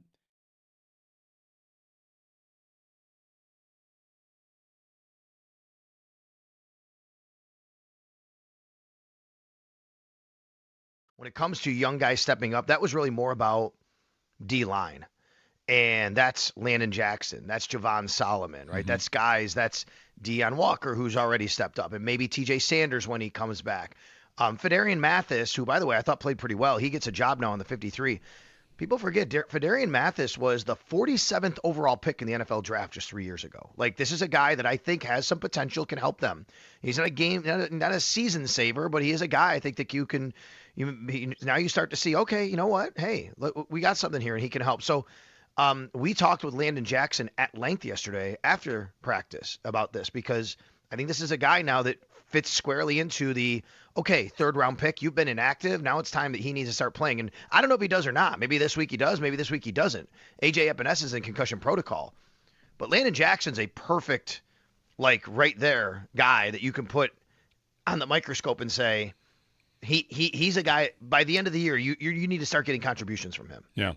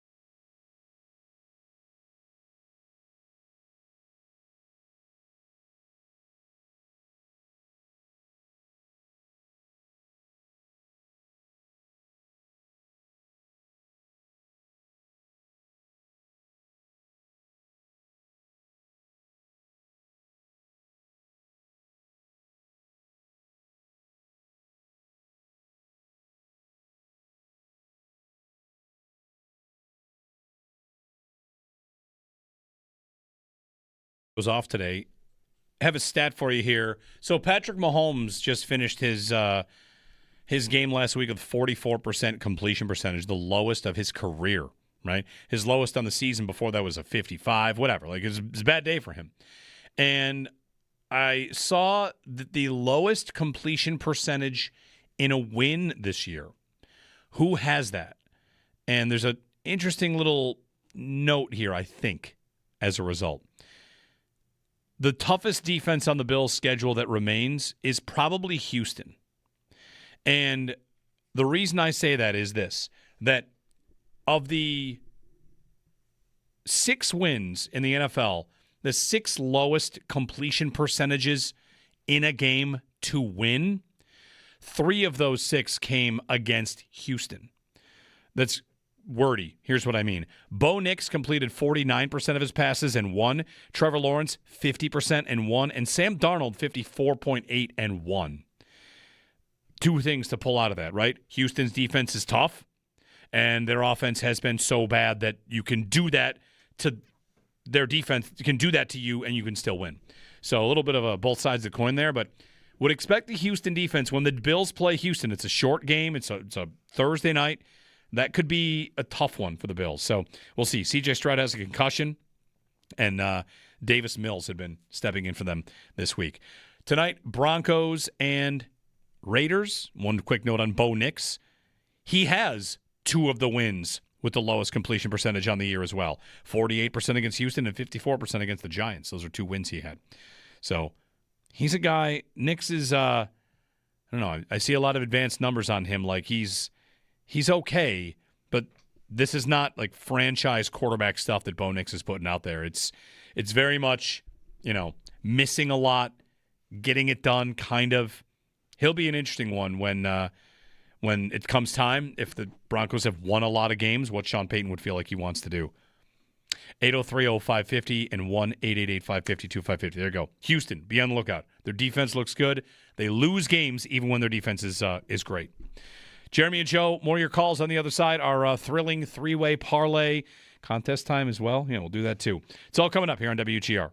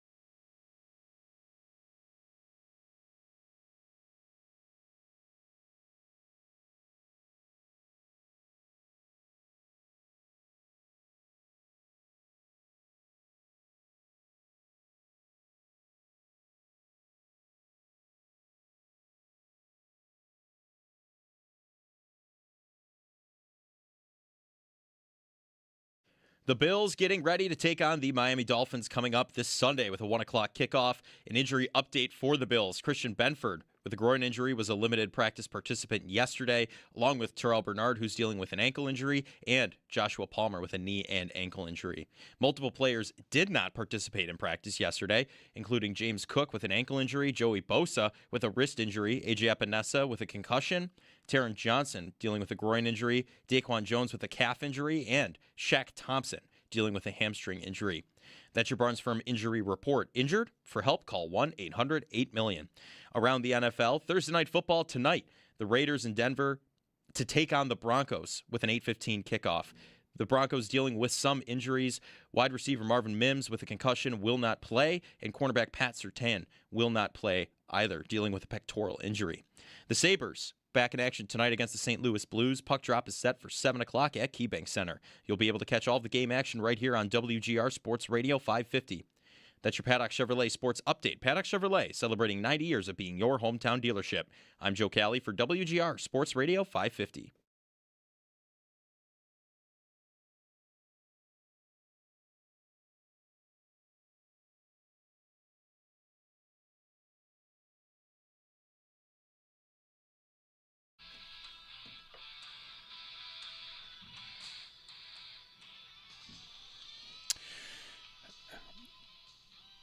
This counts as throwback for the Sabres. It's a throwback night at the arena tonight. Sabres and Blues. And they're wearing black and red. It's a black and red night for the Sabres against the Blues this evening at KeyBank Center. And they're doing a couple things here. For instance, Throwback Thursday. Celebrate the 90s and 2000s. Don't miss throwback-themed content, music, entertainment, alumni appearances, and more. There's also going to be the first 5,000 fans in attendance will receive a pennant. Stop by the Blue Zone, $7.16 16-ounce cans, Labatt Blue and Blue Light. Wayne Primo and Dixon Ward autograph session from 6 to 6:45. 50-50 tickets, and there you go. Puck drop 7 o'clock. Doors open 5:30. KeyBank Center for the Sabres and the Blues. Carry on. Goat heads, alumni appearances, all good things. Jeremy and Joe. Joe is off today, off the rest of the week. It's Thursday, which means there's a football game tonight. It's the Raiders and the Broncos that'll play on Thursday Night Football. The Colts in there traded Sauce Gardner. Here's another one of those things that, did I know this or did I only know half of this? He goes to the Colts, and he's going to take number 1. So Sauce Gardner gets number 1. And Josh Downs, their exciting young receiver, like a third-round pick out of North Carolina. Former future Bills receiver Josh Downs. He was on the list a couple years ago. He's going to switch to number 2. And the write-up at Indianapolis Colts website says that Gardner has worn number 1 since his junior year of college at Cincinnati. And he was inspired to make the switch because his first name is actually Ahmad. He's Ahmad Gardner. So he's A1. Sauce. Ahmad Gardner, A1. He's wearing number 1. Josh Downs goes to number 2. There's the story. 803-0550. Sabres tonight. We'll get more of your calls on, the deadline that was/wasn't. Bills and Dolphins this week and what Miami is. Are they dangerous? I mean, the Bills and Dolphins in the first matchup that was here, that game was competitive, right? 31-21, competitive up until the Bills added a late field goal with 22 seconds left. And it's 21-21 in the fourth, I should say. Never mind. Sorry. It was 21-21 in the fourth. And where's there a roughing the Bills had a couple wins here where, like, roughing the punter penalties were a big factor. And that would have been, is that earlier on in the game? All right, I'll find it. But a roughing the punter, yeah, here we go. It's the touchdown that puts the Bills up. It's 21-21. This is the first matchup with Miami this year. It's 21-21, and the Bills have a 4th and 7 at the 49-yard line, and there's a roughing the kicker penalty that sets the Bills up at the 30, and they win. They go from the 30, they go in. Touchdown pass to Khalil Shakir. They take a 28-21 lead. They add another field goal, and they win. But this is a Bills team that, again, like that's a day they put up 31 points. But in the fourth quarter, they had kicked the ball to Miami in a 21-21 game. I guess the margins are supposed to be kind of small, right? That's football. That's how this works. That's how the Steelers, who are terrible, but kind of not terrible, but also terrible, that's how they beat the Colts. The Colts go into that game last week, the number one explosive offense in football. The Steelers give up the most explosive plays in football, and the Steelers dominate the game pretty much from start to finish with turnovers. That's the most Mike Tomlin don't blink win I've ever seen. Don't blink. If you blink, cut your eyelids off. Karan in Baltimore. Hey, Karan, good morning. How you doing, man? Doing all right. How are you? I'm good, man. I'm kind of sad about not getting a receiver. You know, I think we needed that. You know, so it's a lot of things. I feel like our offense is going to be stagnant. You know, far as with the run going into the playoffs. I feel like without having a receiver, you know, and I kind of disagree with you with not getting Worthy. What's that? You know, I think having Worthy with Josh Allen with that speed is always you always got to account for that. You get what I'm saying? Like you get what I'm saying? Like you can't teach speed. Oh, I agree. I would have. I mean, I don't know if you say disagree. Like I wasn't necessarily saying that the Bills should never have considered Worthy. I would have thought of Worthy. The thing this is getting to, you know, we're commenting on Brandon Beane yesterday. I said the only time I thought he was reckless was when he traded with the Chiefs. I thought that was a reckless move and something I wouldn't have done. Correct, and I agree with you 100%.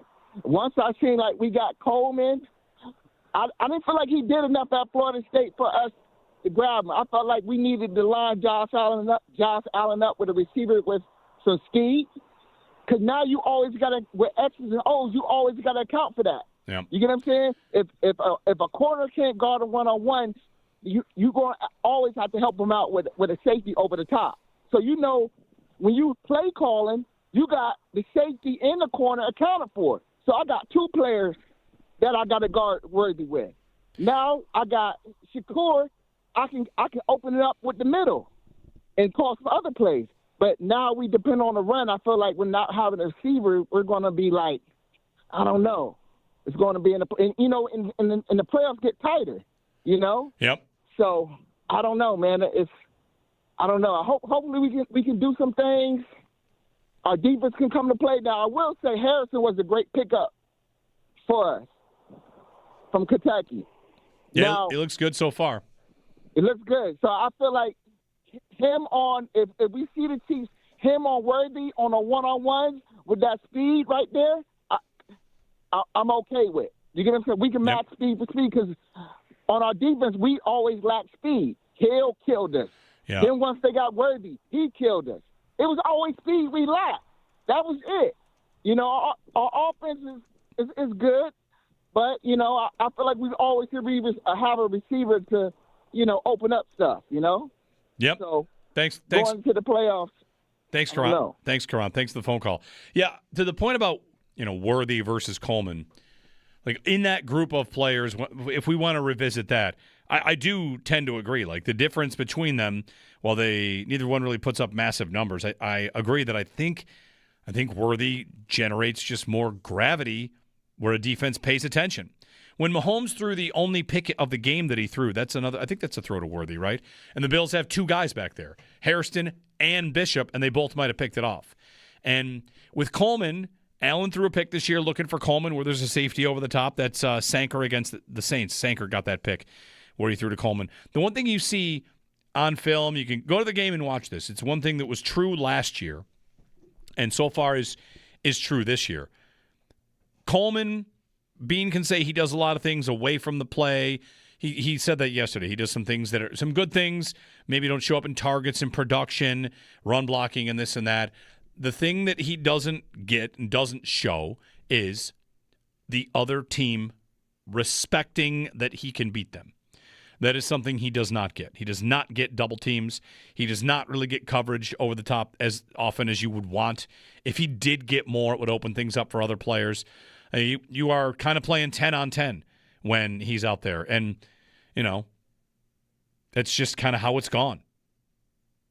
My prediction for Coleman would be that they look to move him this offseason. That would be my prediction. We'll see how it goes from here in the next 10 weeks, 10 games and on. Maybe he finds the perfect role. Maybe they get him rolling. But if they don't, I bet that they would move him. And they would say, if this season somehow falls short, that one of the things that might have been at work, again, it's almost impossible right now. I shouldn't say it's impossible. We could all have our guess, right? Like, what's going to stop them? We had a caller, Luke in Silver Creek, say, like, what will be different this year? Another way to say that is, what's the thing that will stop them? Maybe nothing. Maybe run defense. Maybe injuries. I mean, injuries to the defensive side of the ball have been a consistent problem, pain in the butt, right? They always get guys hurt. Like seeing Benford on the injury report yesterday. Uh-oh. That's not good. Need him. If Cole Bishop were to get hurt, I feel like I'd be I would need to sit down. I need to lie down. Like all of a sudden I need that guy. Came into the year like really wondering if he could do the job, and he had a Cole Bishop game against the Chiefs. He was amazing. So he's become too important to lose. Benford, Hairston. Is Deion Walker too important to lose? He might be. Fedarian Mathis is on the roster now because of the injuries they've got up front to so many defensive linemen. So it's there are a lot of things that are out there to stop 31 other teams, right? There's 32 teams. Only one team doesn't get stopped. What stopped the Chiefs last year? Their offensive line. The left side of their offensive line stopped them. That was it. What stopped the Bills last year? You could make a case for the Benford injury. You could say the refs if you want. I would say that receiver was a factor in what stopped them last year. They couldn't get anybody open down the field. That's why their final drive went 17 yards. Final drive of the season. So, what's going to stop the Patriots? Might be that their run game isn't good enough. What's going to stop the Chargers? What's going to stop, you can do this with every team. What's going to stop you? The goal is, and this is kind of what Beane said, have as few things able to stop you as possible, be as complete as possible, be as good as you can. I mean, that kind of goes without saying, but thanks for the phone call. 803-0550, 1-888-550-2550. Glenn in Tonawanda. Hey, Glenn. Hey, how you doing? So Good. A lot of us are reacting to all these things after what's going on, and I was thinking about a comment that Beane made about how the Bills and his job isn't just fantasy football, and it made me think a lot about the owner of the Colts, the new Irsay, and I never thought that I'd see somebody kind of more ballsier than Jim Irsay was, and his daughter seems to be taking it up a level. And what she did was saying what she said about the picks, going after Sauce, and doing everything they're doing to strengthen that team because they want to win. And it seems like Beane is so afraid to get rid of mid-round picks, and here she's not afraid to get rid of 2 firsts because they want to win. And I think it's the cautiousness that he has sometimes of not wanting to act like a fantasy manager. I mean, I'm pulling moves on fantasy like it's insane, just trying to find a mixture. And it's kind of funny where I wish he would be a little more like a fantasy manager and start playing with the tools that he's got instead of just sitting back. And I know that he probably does have some, there's a lot of things we don't know, but that kind of comment, and then you see these other owners and other people doing stuff, and it's like, that sounds kind of good right now. We would have went out and blown it up, and not blown up our team, but went out there and used some of those assets that don't involve players to add. And like Josh is 29, I want to see this guy get a Super Bowl. I want to see us get a Super Bowl. I don't want to have him say any more comments about how my wife says I'm more than just a football player, because I see him on TV all the time, and I'd like him to focus 100% on winning the Super Bowl. So I guess that's what I got to say, and see what you guys think. Thanks, Glenn. Thanks. So as you're going through that whole fantasy football thing, it made me think about if I could do another comparison here, right? Like, it is kind of funny how I'm not speaking specifically to Beane's comments, but just football, all right? If you've been paying attention to football for 20 years, 30 years, 40 years. Look at the way that it's changed. And it used to be, go on fourth downs. Oh, yeah. But guys, this isn't Madden. This isn't Madden. It's not your cute little video game. It's real. One of my favorite stories, I have told this 150 times on the air, so I apologize if you've heard me tell this before. But one of the funniest things that ever happened about like the old guard versus the new guard, and Madden used to be the thing you would say to dismiss people that thought, I think there's a better way for you all to do this. Oh, sure, Madden, you gamers. John Madden, when he was like he was a part of making the Madden video games. There's a story that goes that he was upset that maybe his grandson or someone, whoever in his family was playing the game and going for too many fourth downs. And he was upset. He thought that wasn't realistic. And he asked the developers if they could make converting on fourth downs harder. Change the algorithm. Make it harder. Because I don't want my nephew, my grandnephew, I don't want them to go on fourth down. Well, why would you make it harder? You have to, it's the young blood came up and said, like, actually, there are inefficiencies I can exploit in this game. You know, some 12-year-old kid like me going for a 4th and 8 or whatever. Not that I'm not claiming I was at the forefront of this. Just saying, the idea is there's a way better way to do this. We should be going for fourth downs. And it was mocked, and it was made fun of, and now every team has somebody on the staff to run the numbers. And they all have their own numbers. I shouldn't say every team. Pittsburgh probably doesn't. But most teams do. Mike Tomlin's out here laughing at people that think it matters, costing his team chances to win every week. And that would have been one thing that's laughed at. We don't do that. That's silly. To me, that kind of reminds me of, you can't just trade picks. This isn't fantasy football. Well, 10 years ago, it used to be you didn't make trades at the deadline, period. There was this belief that any player in football acquired at the deadline. Football, that's different. You can't just jump in and pick up a system. Now what do we have? Oh, Quinnen Williams, Sauce Gardner, Rashid Shaheed. No, we're moving players. We're moving players. Devontae Adams, Amari Cooper last year. It used to be, you can't trade midseason. So these things constantly evolve. I kind of said a couple times this week, I wonder if in 7 years we see more teams willing to trade and make those kind of trades. The draft is another one for me here. The draft has gone, in my opinion, too far in the always trading down is good. Always trade down. Oh, you should always trade down. It's always better. It's better. I think it's gone too far.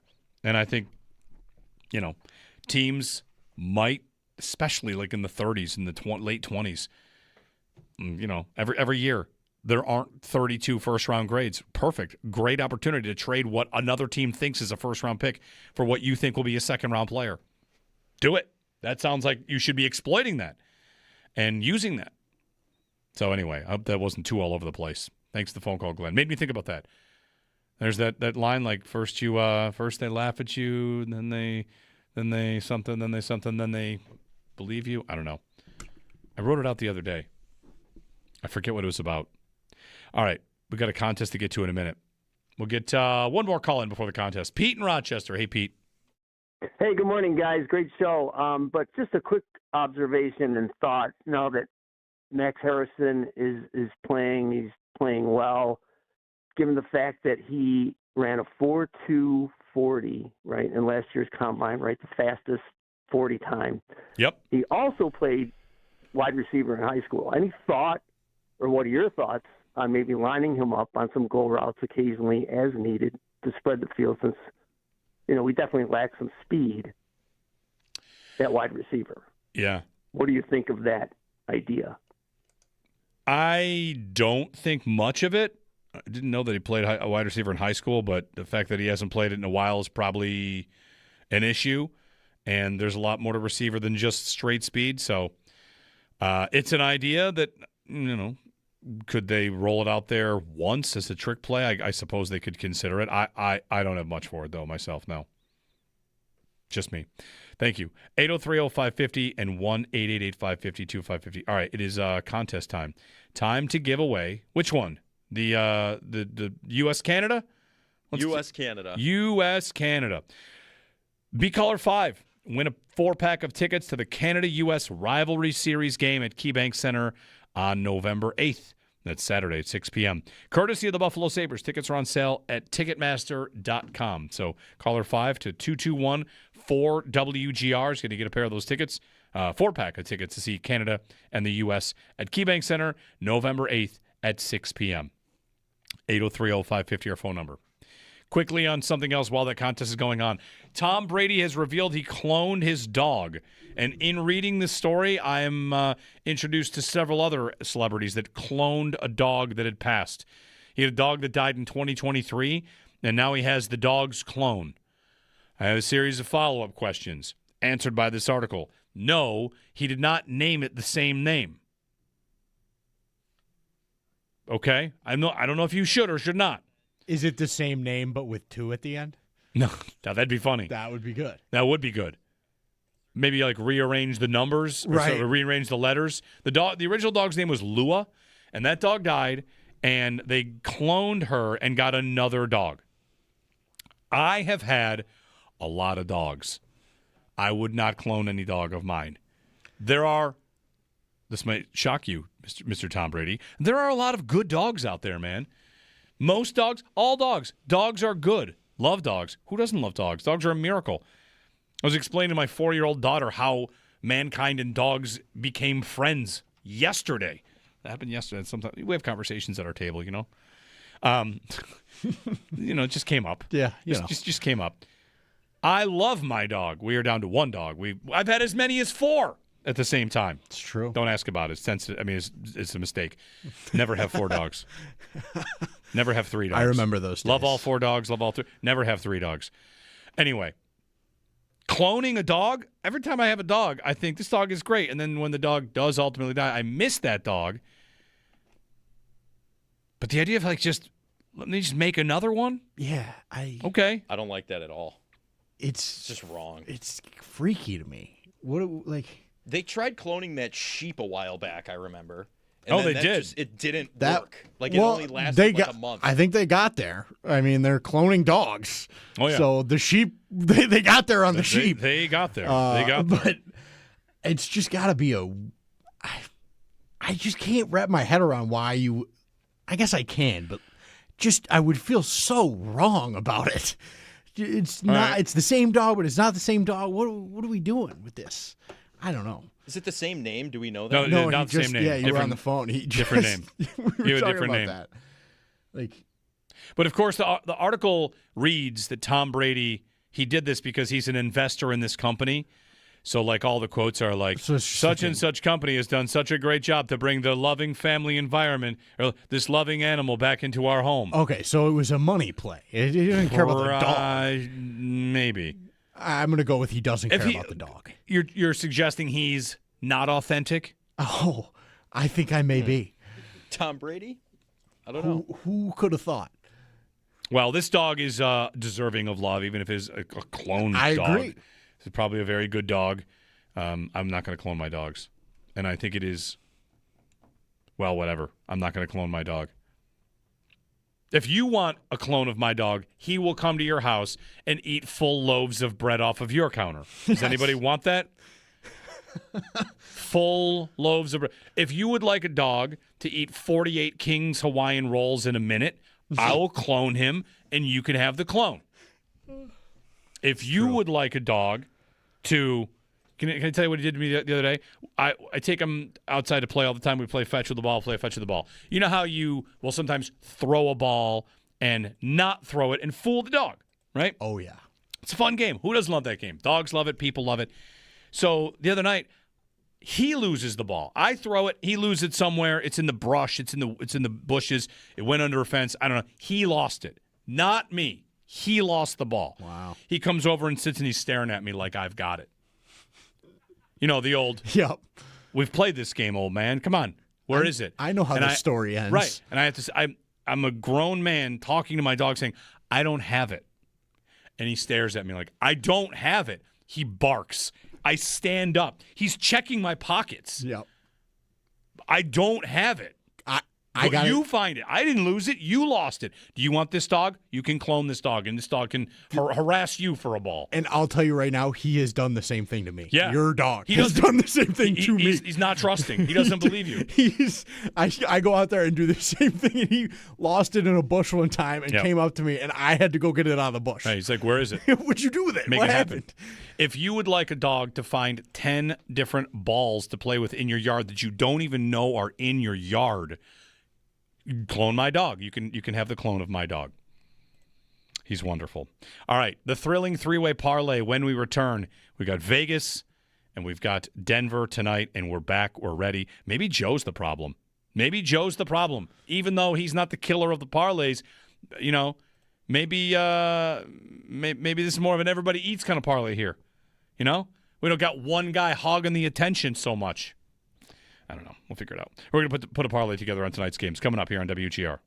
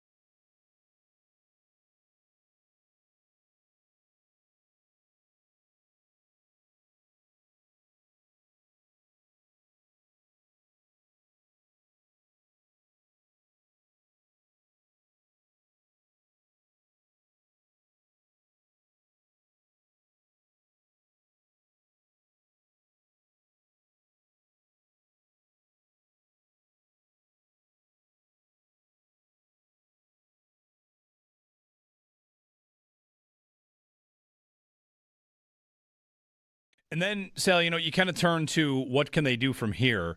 And that's where, as he's talking about, again, wide receiver got asked about a lot, and I'm sure he knows why. He started talking about how some of the guys in the offense want more. And whether that's Elijah Moore, Curtis Samuel, he didn't name them individually. He said it about, Keon Coleman. Like he said, show me a receiver that doesn't want the ball, right? 28 years in this industry, and they all want the ball. So, the everybody eats thing that is out there, we see the ball getting to Kincaid and Shakir, and I don't know if it's on Joe Brady to find a way to get other guys involved to give them what's missing. Actually, I do know that. That's exactly who it's on. I mean, he referenced Coleman running open and not being in progressions. Like there was a little bit there from Beane about like we could probably get more out of this group, and that's on them to really find. He mentioned guys stepping up. So really, those are the options from here. And then of course there's the Gabe Davis answer and that part of it, which was a topic yesterday as well. So Gabe Davis, Sean basically said, no definitive timetable, but they feel like he's getting close. He went 2 days in a row last week, and he had a little inflammation, so he didn't practice at the end of the week, and he was ruled out, to be elevated. But who knows? When Sean's saying I feel like he's getting close, I mean, to me, I'm thinking that means close to being on the team, on the field, because he's already on the practice squad. It's not like he's close to coming off IR. He's already off IR, right? So what does that look like? Well, that means at some point, I think Gabe Davis is playing for you, and that was probably the case anyway, all along that we figured once they signed him, and he's not going to come here without to know that that's going to happen. I think two things here, two positions both treated the same in a lot of ways, Jeremy. Number one is receiver internally. Like they feel like they have enough there, and they're gonna make it work with how they play the game. And they have a very, very good run game. They lean into that. They love their yards after catch. We know that. While you feels were like that's frozen, kind of how they want to. We began a program to clone you. Cool. He is exactly like you in every way.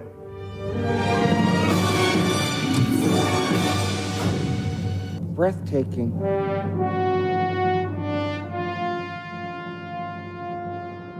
Cloning, a big topic moments ago because of Tom Brady cloning his dog. You can clone.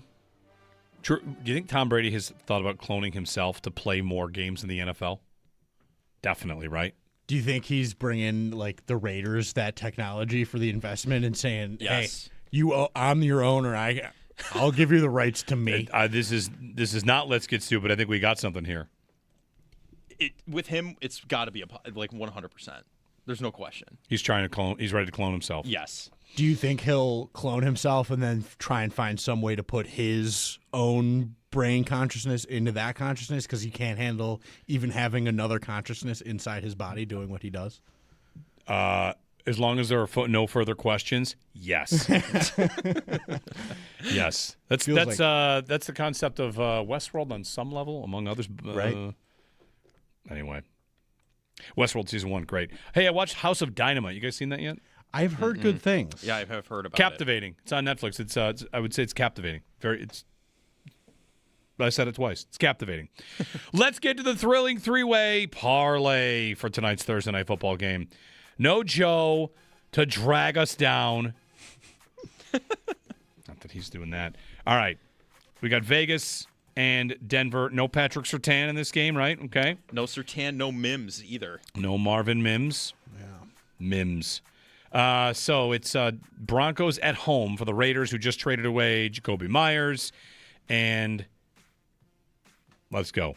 We got Jeremy, Owen Parker, the parlay killer, who's not going to kill this one. I got a good feeling. And then Alt Joe, who's always betting the alts. So let's get a three-way parlay on tonight's game, and let's have some fun.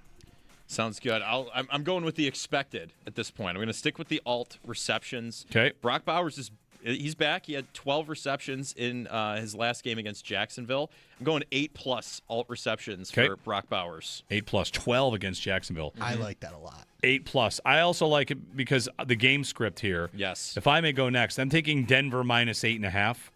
This is the kind of game where Geno Smith, he's bad again, and they have a pass rush, and they're going to make his life a nightmare. Mm-hmm. So give me Broncos -8.5, and in that game script, maybe the Raiders are kind of chasing, throwing a lot, dump-offs to Bowers, throws to Bowers. So I'll take Broncos -8.5 to go with Bowers, 8+ receptions. I liked Bowers to score a touchdown tonight, so I think that kind of fits in with what Joe's got cooking over there. Okay. I think they'll be throwing it. Fits in with your cover for Denver, so I like this little Denver parlay. to win, Denver to cover, And then Bowers to get Bowers have a big day and a loss, basically, is what we got here. Right. All right. Let's do it. I like it. 10 to win 100. Oh. That's not bad. I thought it would be That's a big number. worse odds than that, to be honest, with the catches and Bowers touchdown combined. I thought we'd get. Well, I mean, Denver in that case has to score a bunch of points because Bowers is going to get his. We'll see. I think Denver is considerably better without Surtain. I think they'll be fine. The other guy, Riley Moss, is his name. The other corner, he's not exactly very good. So down Surtain could be a big deal. I just think the pass rush and Denver's overall defense can still make life tough for Geno. So there you go. There's our thrilling three-way parlay. Special K writes in, Bowers is not getting 8 receptions. You don't know Alt Joe. Alt Joe doesn't miss on those alts. Nope. You did miss last week, right? We did. We were one short. That's right. You alted Puka to 10 catches once. I did. And got it. And it hit by easy. Hit by 2, and he got like 12 that night. Overtime helped that big time, but yes, that did happen. All right. There's our thrilling three-way parlay. Sabres tonight against the Blues. You got any vibe for tonight? Tage revenge game. Tage revenge game. Always nice. I just would like to see them score like 5 goals tonight. That'd be pretty cool. Because I think they're gonna play a goalie, whichever one that played last night, in a loss. Joel Hofer's got the worst numbers in the league, and Binnington is not far behind him. And that team can't really play right now. So I would just like to see them like stomp a team. I'd like to see the game end in regulation, and let's not go to overtime again and get the 2 points and go. I like it. I like the black and red too. With a win, the Sabres could move, depending on how many other games. Are there a lot of games tonight? There probably are. There right? are, I believe there's a lot of games There tonight. are 5 games tonight. Oh, that's not 5. as many as I thought there were. No, that was last night. Sorry, there are 9 tonight. Yeah. Okay. 9 tonight. And Tampa, Florida, Philly. Well, the good news is Division doesn't play, right? Well, some of the teams are playing out west. Tampa, Philly, and Florida are playing Western Conference teams. You've got Ottawa, Boston, Montreal, New Jersey. Carolina plays, and Washington, Pittsburgh. What I'm getting at is, like, could the Sabres be in a playoff spot by the end of the night? The answer to that is yes. Yeah, I think that's possible. It might be tough, though, because Ottawa and Boston are playing. Right. So Boston. And the Capitals play Pittsburgh. All right, so I'm going to do this. I'm going to go all the way to this because I want to screenshot this tomorrow. So Boston beats Ottawa. The Sabres beat the Blues. The Caps lose to Pittsburgh. Philly loses out west. Tampa loses out west. And you're good. You're in. That's it. Easy, right? It's crazy in the hunt this season. I don't remember a year where it's been this jammed up in the East. Well, I mean, it is. Does anybody want to make a point about how the NHL standings are ridiculous when you have an entire conference and no one is under 500? Yeah. Yeah. Not a single team in the East is under 500 points percentage. It's crazy. The Sabres are at 538. No one's under 500. It's terrible. In the West, you've got 1, 2, 3, 4, 5, 6 teams under 500. If that matters to you. Who do you think's actually good? I think Montreal is going to run the division soon, if not like this year. I think they are legit. And like everybody else, it's the palm trees, right? Everybody else, it's the no taxes. It all works for them, right? Everybody else in the division to me feels gettable, remarkably similar. Like Toronto isn't playing well and doesn't have Marner and just look like a different team. Florida's old, and I kind of thought they might be due to take a dip. Tampa's the same thing. Yeah. Boston's a disaster, probably. Ottawa's up and coming. Detroit is gettable, I think. Like, it is right there. And they've just got to keep – if they play the way they've played these first, whatever it is, 13 games we're in now, 12, I think they have a real look at it. They are getting results with – some struggles from their best players. Like, Tage has not been great. No, his shooting percentage is way down. Dahlin's not been great. And, like, if you get those guys woken up and keep playing the way that they are and you get a Norris back or what, like, they are in it here. I am optimistic about where they're at right now. I know it might feel crazy because of the history, but this season is shaping up to be an opportunity for them. I know this stat is not really loved by everyone. I would include myself in this, but let's talk about it for a minute because Pablo in the chat on YouTube in the bullpen pointed this out, and I want to bring it up. How many games, he asked basically this question, how many games into the season before Darlene posts a positive plus-minus number in a game? I know. Hasn't happened yet. Yeah, and it goes back to last year. Like he's played a lot of games in the minus. That stat, I know it's imperfect, but still. It when it comes in this sample size, in this sort of degree of severity, it does represent something. That like you can't, in my opinion, take a +2 and think like that matters. But if you're minus 20 whatever or whatever he's at, that matters. That means that something is happening when you're on the ice. Even though he's on the ice all the time, I get it. That's why he's got the number where it is for the most part. But still, like, but there are you're supposed to occasionally mix in a plus, right? And that is if you're getting all of that on one side of it, there is something happening there, and he's struggling. It's clear to me. Like there are plays he's making good plays every night. He's still a great defenseman, but he's not at maximum capacity right now, and that's a problem for them. 803-0550, our phone number. Extendo Sports on the way. Then the Northtown Automotive Extra Point Show as we gear up for Bills and Dolphins. Tomorrow's Football Friday. Sal, Chris Brown, the usual cast of characters. We'll check in with Paul after tonight's game against the St. Louis Blues. All-time Sabres Blues memories. Ready, go. I've got one. It's the game in St. Louis. I don't know, one of these meaningless drought years where they won. I don't even know if they won the game. They fought late. Oh, they fought. The Sabres actually fought. Everybody. Yes. Got nasty at the end, and that's really all I remember. Sabres Blues crossovers, O'Reilly, Steve Ott, Tage, Ryan Miller. Miller, that's the one. Chris Stewart. Yes. Chris Stewart. Sabres Blues crossovers, Brad Boyes. Okay. Right? He came from the Blues. I think that's right. Maybe he didn't come from the Blues, but he played for the Blues. There's not a big list in my head for that. No? Which is odd because I'm normally pretty good at that. Who else? Jordan Leopold? All right. I'll give up. I think he played for the Blues. Your toast? Vladimir Sobotka? Patrick Berglund? How could you forget about Sobotka and Berglund? I mean, come on. Does the chat got any more names to throw at us here? Throw some names. They've checked out. Yeah. They've checked out. The chat is checked out. All right, Extended Sports coming up in the Northtown Automotive Extra Point Show here on WGR.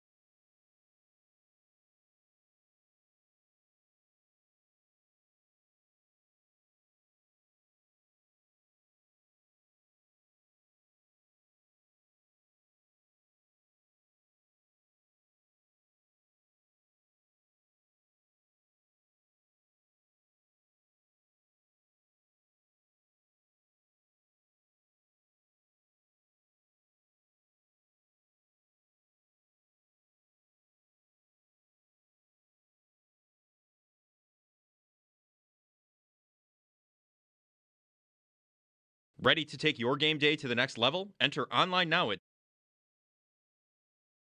When it comes to young guys stepping up, that was really more about D-line.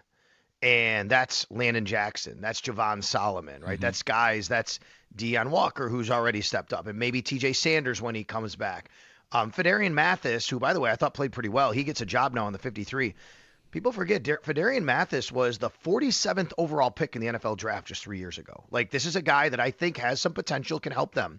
He's not a game, not a season saver, but he is a guy I think that you can, now you start to see, okay, you know what? Hey, look, we got something here and he can help. So we talked with Landon Jackson at length yesterday after practice about this, because I think this is a guy now that fits squarely into the, okay, third-round pick, you've been inactive, now it's time that he needs to start playing. And I don't know if he does or not. Maybe this week he does, maybe this week he doesn't. A.J. Epinesa is in concussion protocol. But Landon Jackson's a perfect, like, right there guy that you can put on the microscope and say, he's a guy, by the end of the year, you need to start getting contributions from him. Yeah.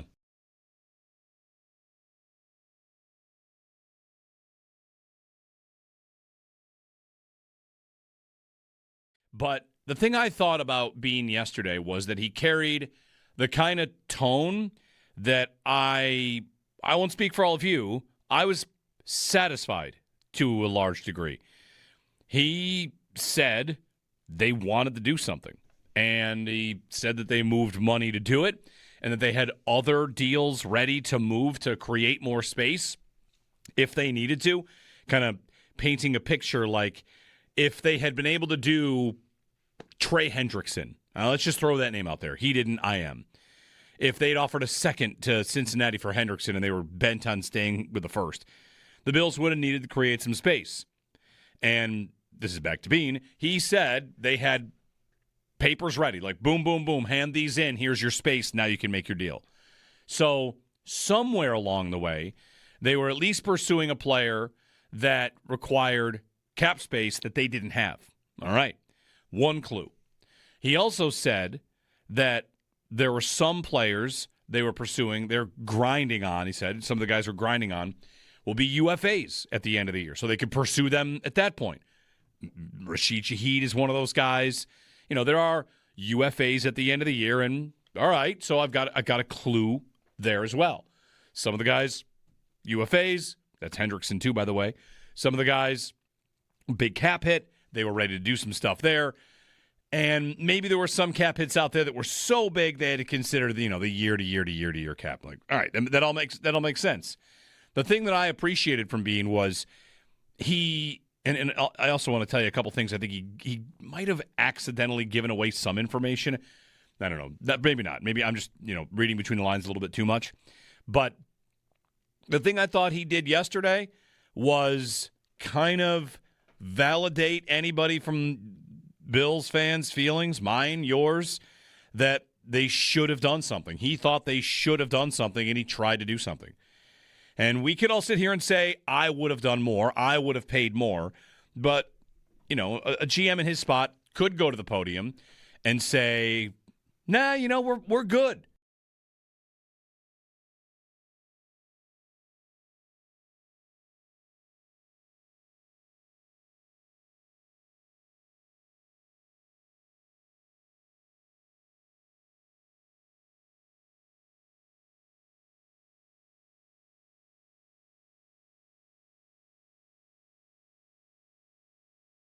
Just to keep his job, which I guess that comes up. Quote, I wouldn't say I'm playing to keep my job. I think I'm playing to help our team win. That's the objective for every quarterback that's playing. $54 million next season, whether Tua is on the team or not. That is one of those spots where I'd like to point this out and how we think about the cap.